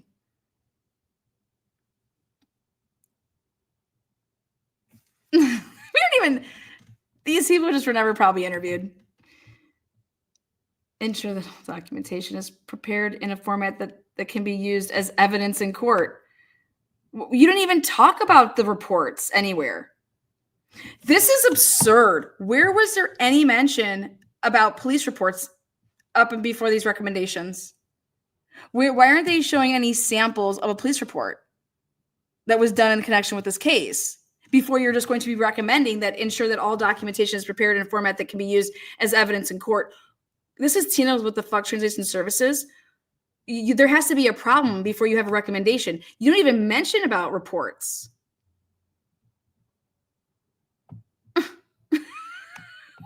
Recommendation 3, write or rewrite Canton PD policy and procedure related to utilization and authorization of personal cell phones to photograph video. That's all they care about.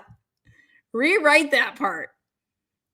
All policy should be changed to require the use of only department issued / owned cell phones to photograph crime scenes. No use of personal cell phones should be allowed. What should happen if they do?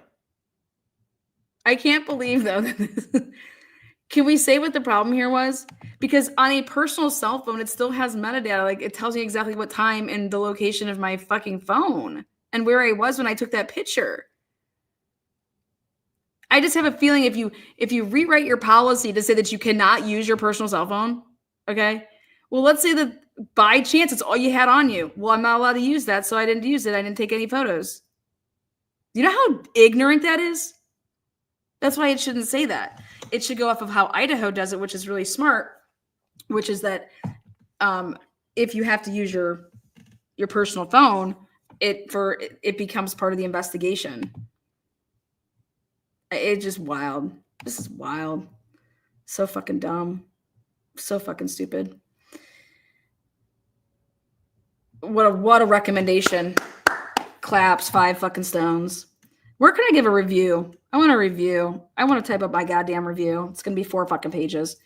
Rewrite, all sergeant and patrol vehicles should be equipped with full crime scene kits, including bags, sealing equipment, and digital cameras.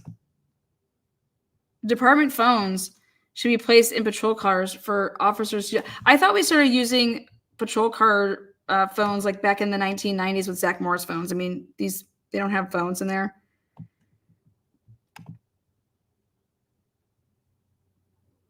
Department. So they want to use phones. You guys, look at this. Department phones should be placed in patrol cars for officers utilized to document crime scenes. But you want us to be using digital cameras. But if you can't use a digital camera, then you can just use this work cell phone. Get out of here, man. So dumb. Prevailing law dictates that MSP or the district attorney's office will lead death. Prevailing law will lead death investigations, but it does not preclude the Canton Police Department from assisting MSP in such investigations. Is that really what they do in that town?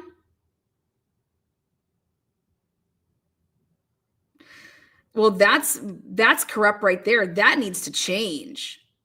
This needs to change. That is way too much power. Way too much power. Let's just go back to pagers.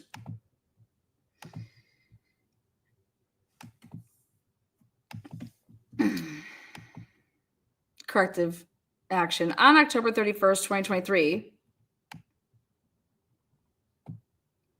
Chief updated the Canton PD policy and procedures related to evidence collection and preservation. Reference is made in Canton PD Order number 6.01. The new policy includes protocols including handling crime scenes in inclement weather. That wasn't part that wasn't in there.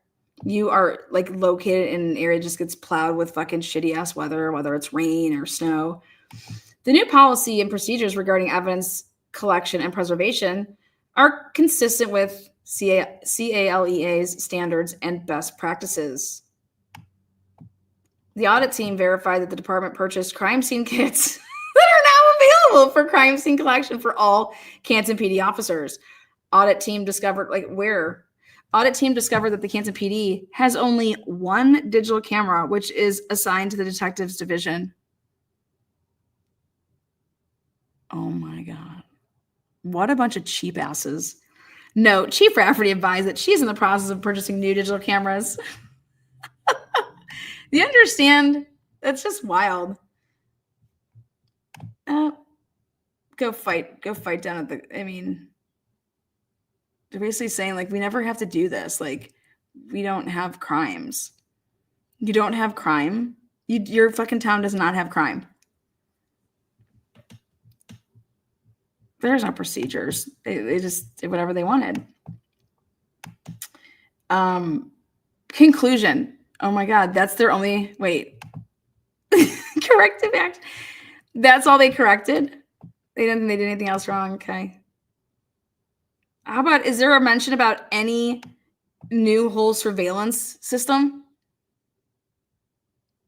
at the Canton PD? So it's not like fuzzy, grainy fuck. And then, what? Conclusion. The audit team found no evidence supporting claims that any Canton PD officer, exactly, just Canton, tampered with evidence located at the 34 Fairview Road crime scene. The audit team further found that the only Canton police officers that should have been, do you notice how they don't talk about anything with the Sally Port right here? What about tampered with anything at the Sally Port? The audit team further found that the only Canton police officers that should have been recused was the police investigation, was Detective Albert and Deputy Chief Kelscher. But why? Just because he handed over some solo cups and he knows the family? Dude, people in small towns know people and prosecute them. They arrest people that they know. That doesn't make any sense. Why should he have been? Why? Just because he knew the Albert family? You guys, what? Explain that to me.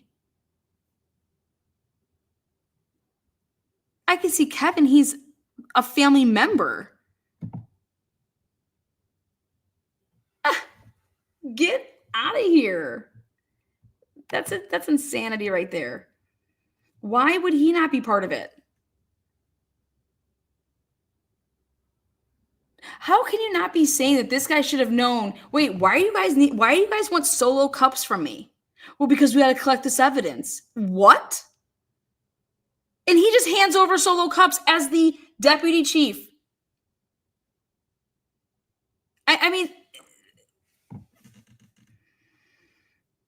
How this isn't getting shredded nationally, how this company still has any staff and business is wild. Canton PD has full investigative authority to work in concert with the Norfolk District Attorney's Office and Massachusetts State Police on death investigations. And so it was like, why didn't you?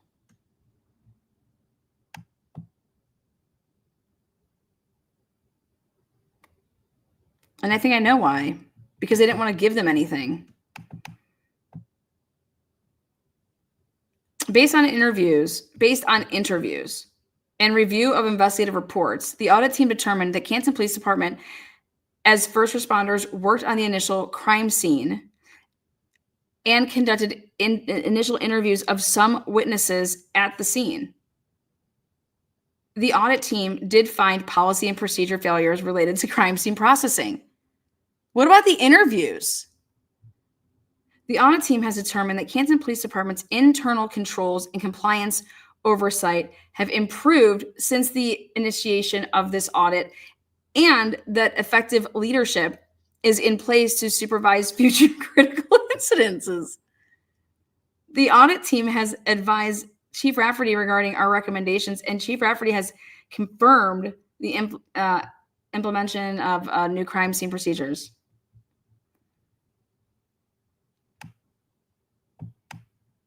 That's it.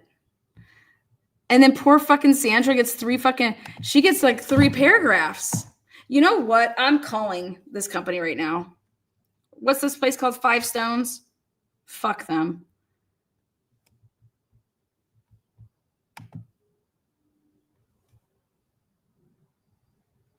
Five Stones. 5 Stones. What's the name of this fucking thing? 5 Stones what? It's up here in the corner. 5 Stones Intelligence. Yeah, that's what I want. There we go.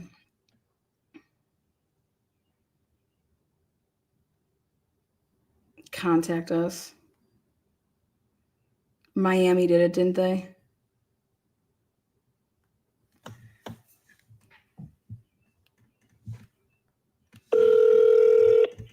Hello, you've reached the corporate headquarters for 5 Stone Intelligence in Miami. You may leave a message and one of our specialists will respond promptly. You may also visit us on the internet at www.5stonesintelligence.com. Thank you for your call. Hello, usted se ha comunicado a 5 Stone Intelligence en Miami. Por favor, deje su mensaje y le devolveremos la llamada cuanto antes. O comuníquese con nosotros en internet www.5stoneintelligence.com. Gracias. שלום, הגעתם למשרד של 5 Stone Intelligence במיאמי. אין באפשרותנו לענות כרגע לטלפון. נא להשאיר הודעה ונחזור אליכם בקדם. ניתן please enter your access password. I don't have access. What? Who wrote this? You did not make a selection in the allotted time. Please try again. Please enter your access password. What? Oh, we gotta call again. I want to talk to Brian Talley. Oh, is he in DC? Did DC do it? That'll be better because I don't know Spanish. Hold on. What's the DC number? Oh, boy. Okay, Washington, got it. Let's call this number instead. I just want to know how much they got paid to do this audit. That's my only question. Hello, you've reached the office of 5 Stones Intelligence, Washington, D.C. We're not available to take your call, but if you leave a message, including your name and contact number, we'll get back to you very soon. Thank you. Record at the tone. Hey, yes, I'm trying to reach, let's see here, Mr. Brian Talley. I just have a quick question for you. I'm a journalist and looking into your guys' recent audit from the Canton Police Department. So if you could just give me a quick call, I just had some questions regarding your work with the Canton Police Department with the audit. If you can give me a call back at your earliest convenience, it is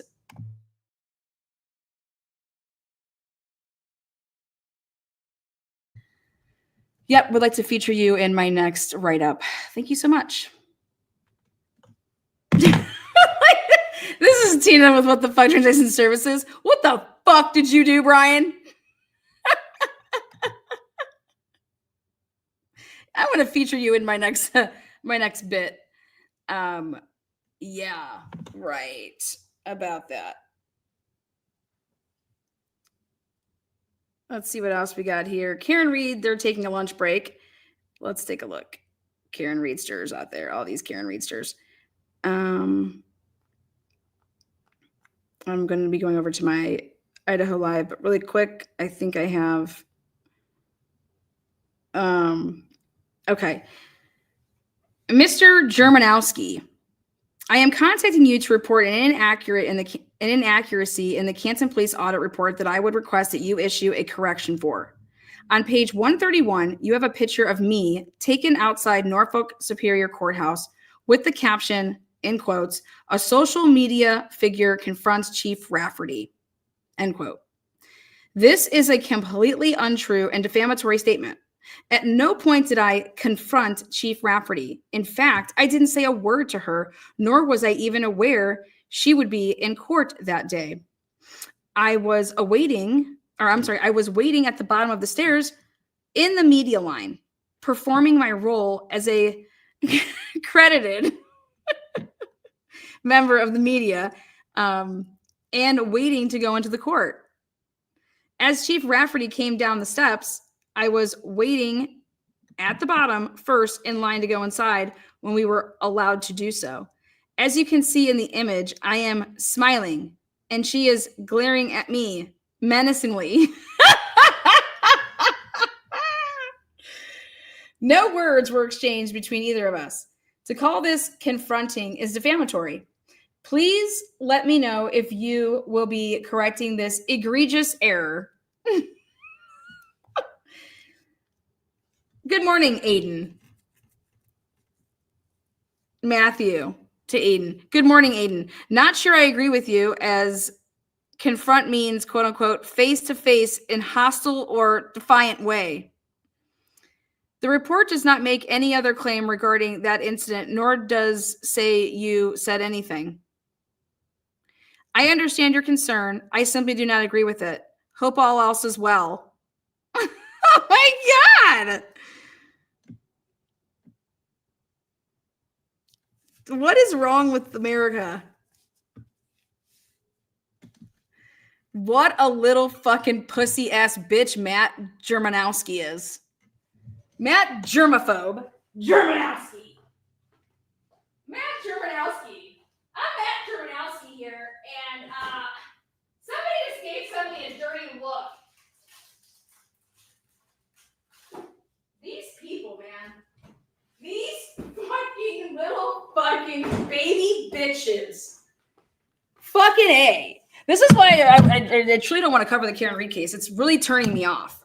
All this fucking baby shit. Like, little fucking baby shit. You know? Be 500 feet away and oh my God. And just like, what a bunch of puss platter. Like, you're just turning everybody in. Gaslighting and Pussville all together. Baby. You know,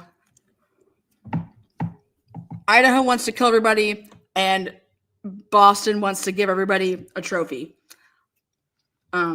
After they gaslight you and lie about you. Unbelievable. Unbelievable. Look at this shit. Maybe Matt would take your call. Maybe he would. I mean, this is where is this crap? I'll call him. Fuck it. Let's call Matt.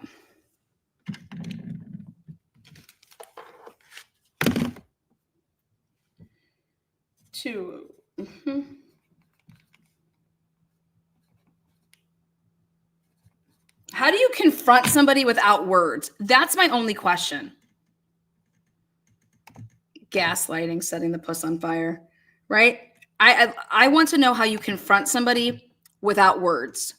How do I confront? Because I'm trying to teach my kid things, right? So please explain to me how I can confront somebody without words.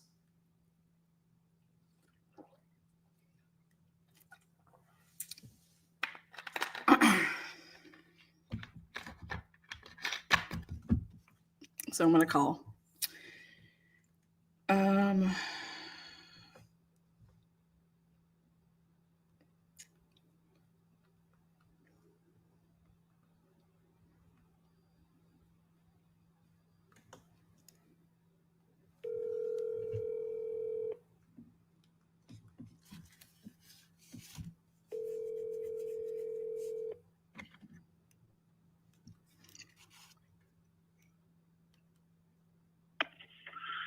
Hi, this is Matt. I can't take your call right now, but if you leave a message, I'll call you back as soon as possible. Thank you. Hey, Matt, this is Lana with Truth and Transparency. I have a YouTube channel, and I am covering the Karen Reed case, covering the work that you did in the Canton police audit. Saw some fiery exchanges going on between you and another journalist, Turtle Boy. I noticed that you had wrote him an email and said that you wanted to use, I think, the dictionary and use the term confront in a manner that face-to-face. So I had some questions about your definition of confronting somebody. As a mother, I'm trying to teach my child certain things. And I've always told my child that confronting somebody would be when you're going to physically take your human body, walk it on over to another human body and be in their physical presence, or via the phone if you pick it up and dial somebody's number. But to confront something, you are definitely engaging. So I want to know how you can confront somebody without words. Give me a call when you can. I would appreciate that. Would love to know how we can confront people without words.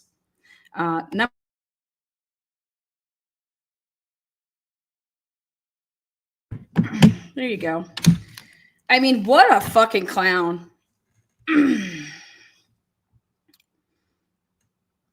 What a clown. I want Paul to stop confronting Karen every damn day in court. Okay? Based on his definition, Paul confronts Karen every day at court. And I want to stop. Paul, yeah, can you just see my title and be like, Paul O'Keefe confronts Karen?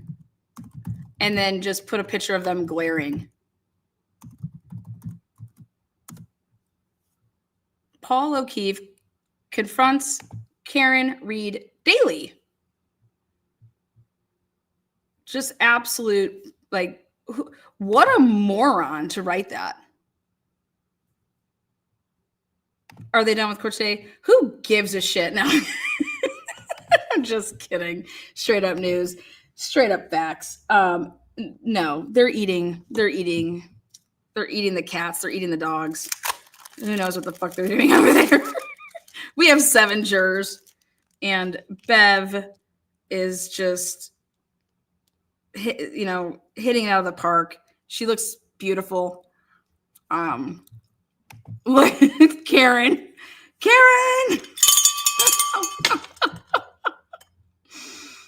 Oh my God.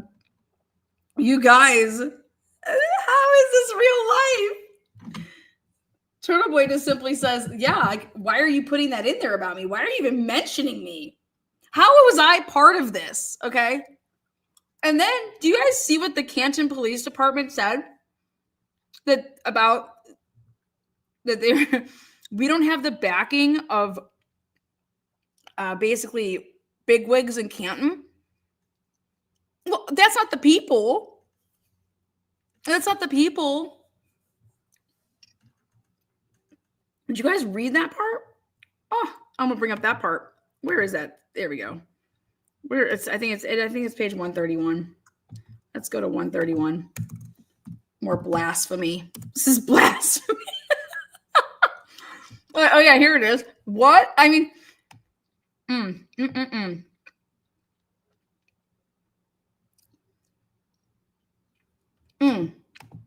The audit team has found that certain individuals use the Freedom of Information Act to obtain information about ongoing police investigations, budget, overtime, and resolved cases. The information gleaned from these requests has been shared on social media. For instance, the Canton Police Department responded to an attempted suicide in 2019. Officers responded to the scene, saved the individual's life, and a Canton Police Department sergeant received an award for his actions. On February 17th, 2025, the audit team was contacted and informed that the individual had actually been murdered by the Canton Police Department, and this was a part of another cover-up. What? What the fuck? This is Tina. What the fuck? Wait a second. Excuse me?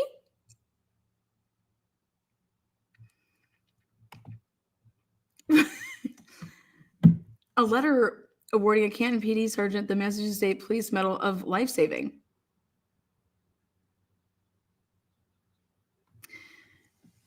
What? Okay. Such requests strain the Canton Police Department's resources as officers must devote time and effort to fulfilling these FOIA requests.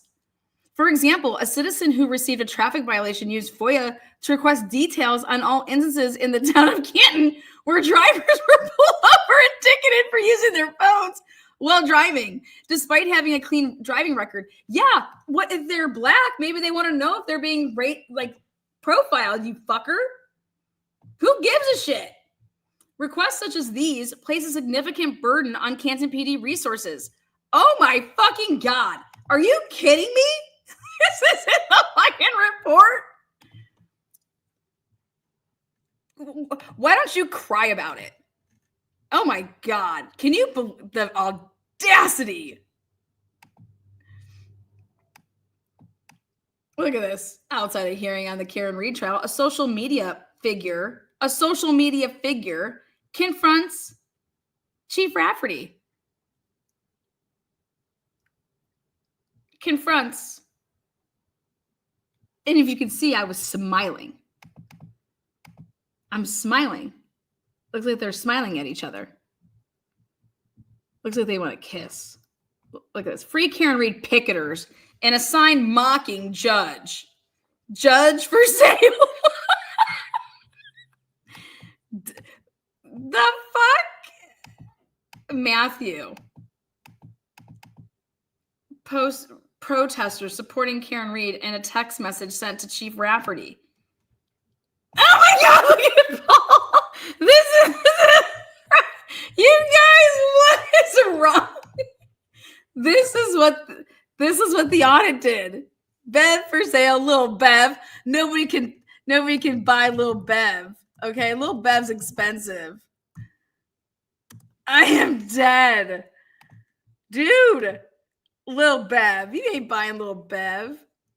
She's the new rapper, man. She's my queen.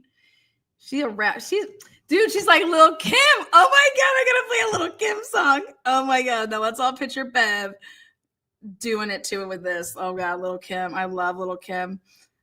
Lil Kim, bring it to me now.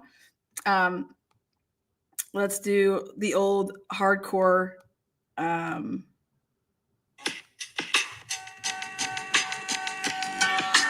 Oh, fuck yes. This is Bev's new intro.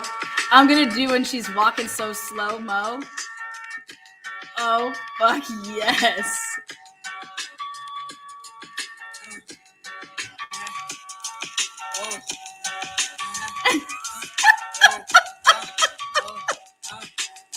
If Peter Piper pecked him, I bet you Biggie bust him. He probably tried to fuck him. I told him not to trust him. Lyrically, I dust him. Off like flesh, hit hard like sledgehammers. Bitch with that platinum brim. I am a diamond cluster hustler. Queen bitch, supreme bitch. Kill a nigga for my nigga by any means, bitch. Murder scene, bitch. Clean bitch. Disease-free bitch, Bev. I write a rhyme melt in your mouth like M&M's. How about this one, Bev? Don't want dick tonight. Eat my pussy right. Is that right? Oh my God.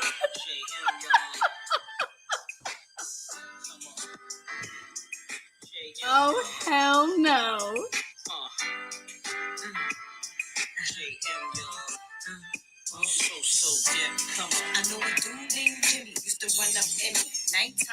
Oh my God. And Jim's the fucking dude. Jim's her fucking dude. I knew a dude named Jim. He used to run up at me. Dude, this is the Jim. When he fucked me from behind, it felt fine. Especially when he used to grind it. He was a trick when I sucked his dick. He used to pass me tricks, credit cards and shit. Suck him to sleep. I took the keys to the Jeep. Tell him I'll be back. Go oh my God, Higgins' Jeep. Oh, I am deceased now. Flirting, getting numbers in the summer. Whole hop, boy top. And my man drop. In this whole region.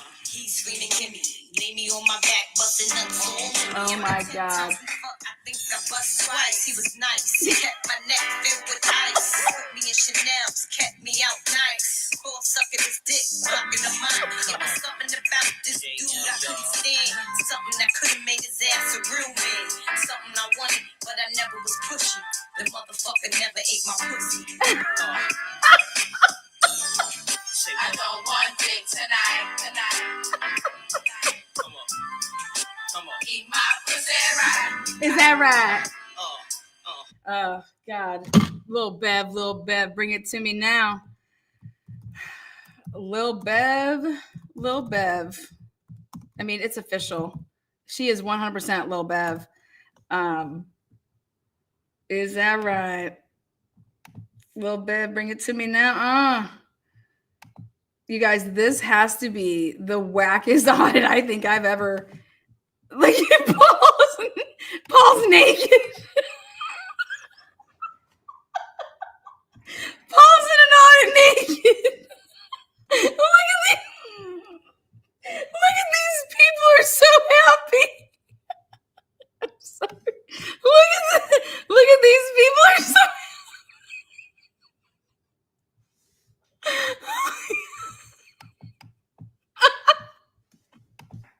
Oh my God. Can you imagine if you were like, oh my God, I'm in the damn audit? They put my picture in the damn audit. I'm dead. Oh my God. Oh, honey, how was your day? Well, fuck, I just found out I'm in the audit. I mean, I'm in the fucking audit.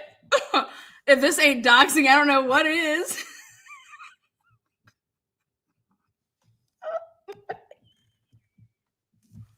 I am sorry, but whoo. Lana, back up, girl. Damn. Let the process play out. Question mark. How about giving Karen Reed her life back, damn it? She has had to pay hundreds of thousands of dollars and spent 2.5 years dealing with Brian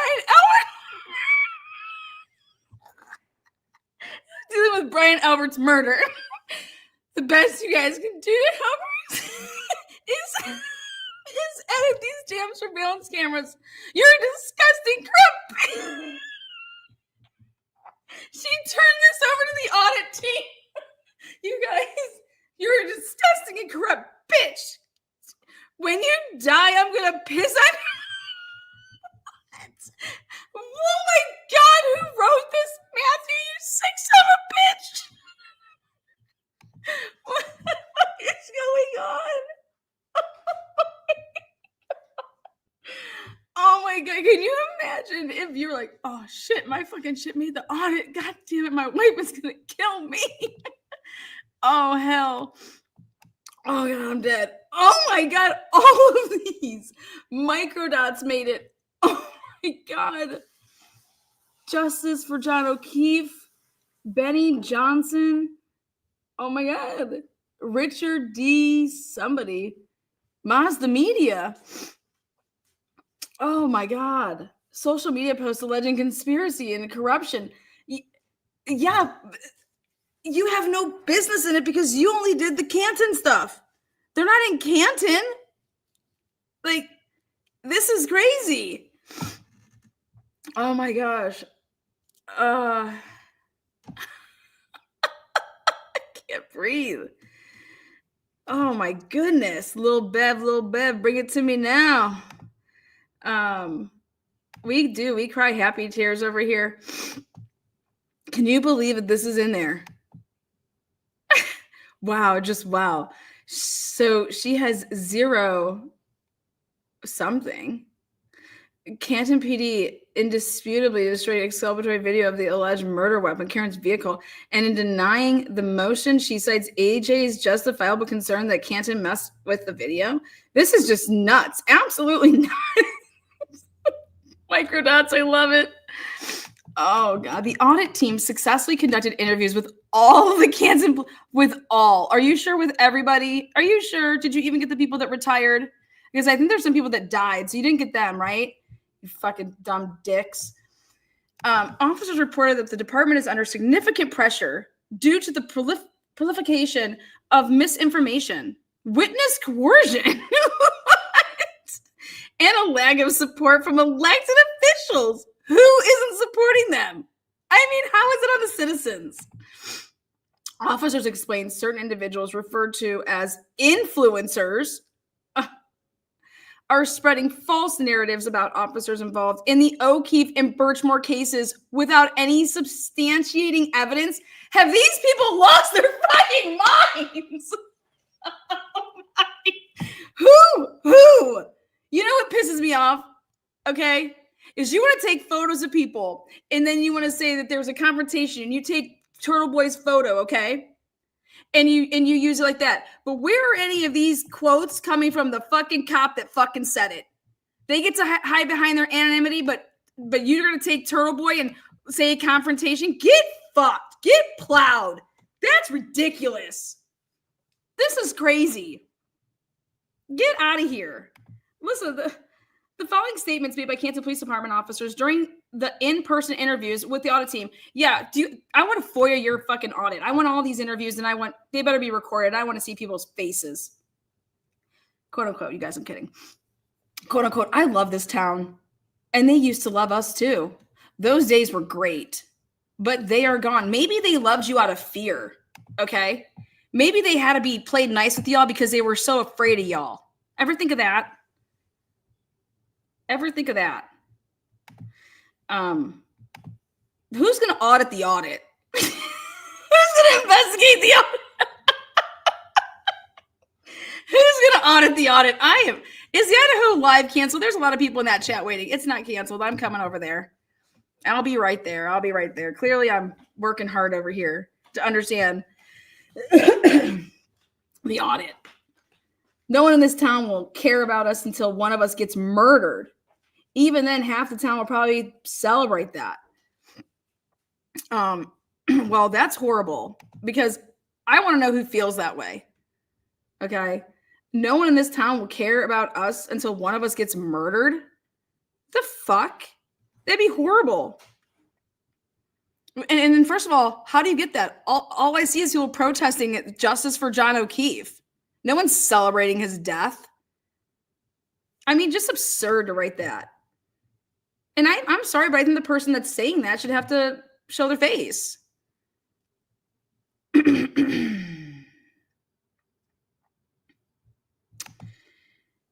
Elected officials don't care about us. They don't say citizens. Elected officials. Who could that be now? Now the easiest way to gain popularity or get elected is to publicly trash us. Oh my God. They have no political platform. Just trash the police. That's it. It doesn't even have to be true. Just do it. Do it. I mean, you interviewed all the people and these are the quotes you take.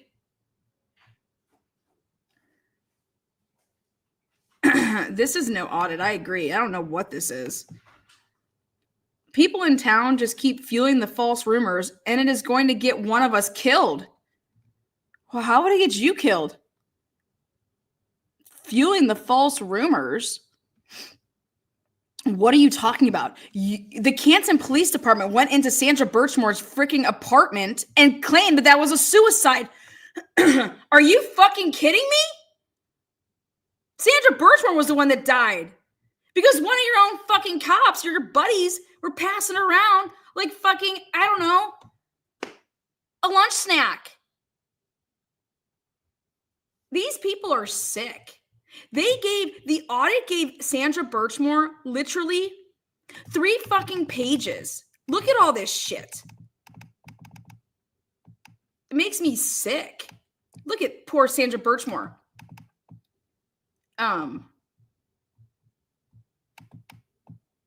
Where's this stupid shit?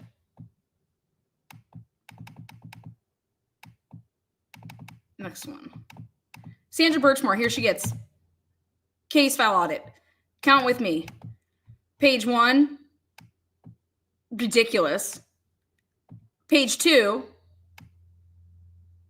page 3, recommendations. Pursuant to Canton Police Department policy and procedures, officers should digitally photograph all crime scene and sketch the scene. The audit team reviewed a Canton Police Department police report prepared by a detective who wrote that Sandra Birchmore died of a suicide. We recommend death investigation reports be reviewed by the chief of the investigations division and approved prior to being finalized. How could he say to say suicide in a police report? You have no idea. Did you talk to the medical examiner? As stated above, the Canton Police Department should remain involved in death investigations that occur within the town of Canton. But they can't, because they go and cover them up, or they go and commit the crimes with their buddies and then have their other fucking buddies that are police cover them up in other departments. So it looks like, see, it was investigated by somebody else. He wasn't even done. We didn't investigate it. This is disgusting. Sandra Birchmore. That's all they have to say about that. Conclusion. On February 4th, 2021, Canton police officers conducted the initial police response to the Sandra Birchmore crime scene and followed all procedures related to the crime scene preservation. What? Canton police detectives conducted follow-up investigation with MSP detectives on February 6, 2021. And received critical information from witnesses. As a result of investigative efforts, investigators identified Stoughton police officer. What? Are these people insane? As a result of investigative efforts, investigators identified Stoughton police officer Matthew Farwell was present at Birchmore's apartment on the evening of February 1st, 2021. Further, witness interviews revealed that Mr. Farwell was involved in a long-standing intimate relationship with Miss. When did they do this? Not in 2021. Chief Rafferty advised the audit team after February 6, 2021, Canton PD relinquished all investigative authority to Sandra Birchmore death investigated the Massachusetts State Police and Norfolk District Attorney's Office. Why? Look at that's it. Wait, I was like, when I read this the first time, I was like, okay, and you guys, conclusion. That's it. That's it. What the fuck is this? If I was Sandra Birchmore's family, I would sue the audit people. I would fucking bring claim against this. This is crazy. That's not a conclusion.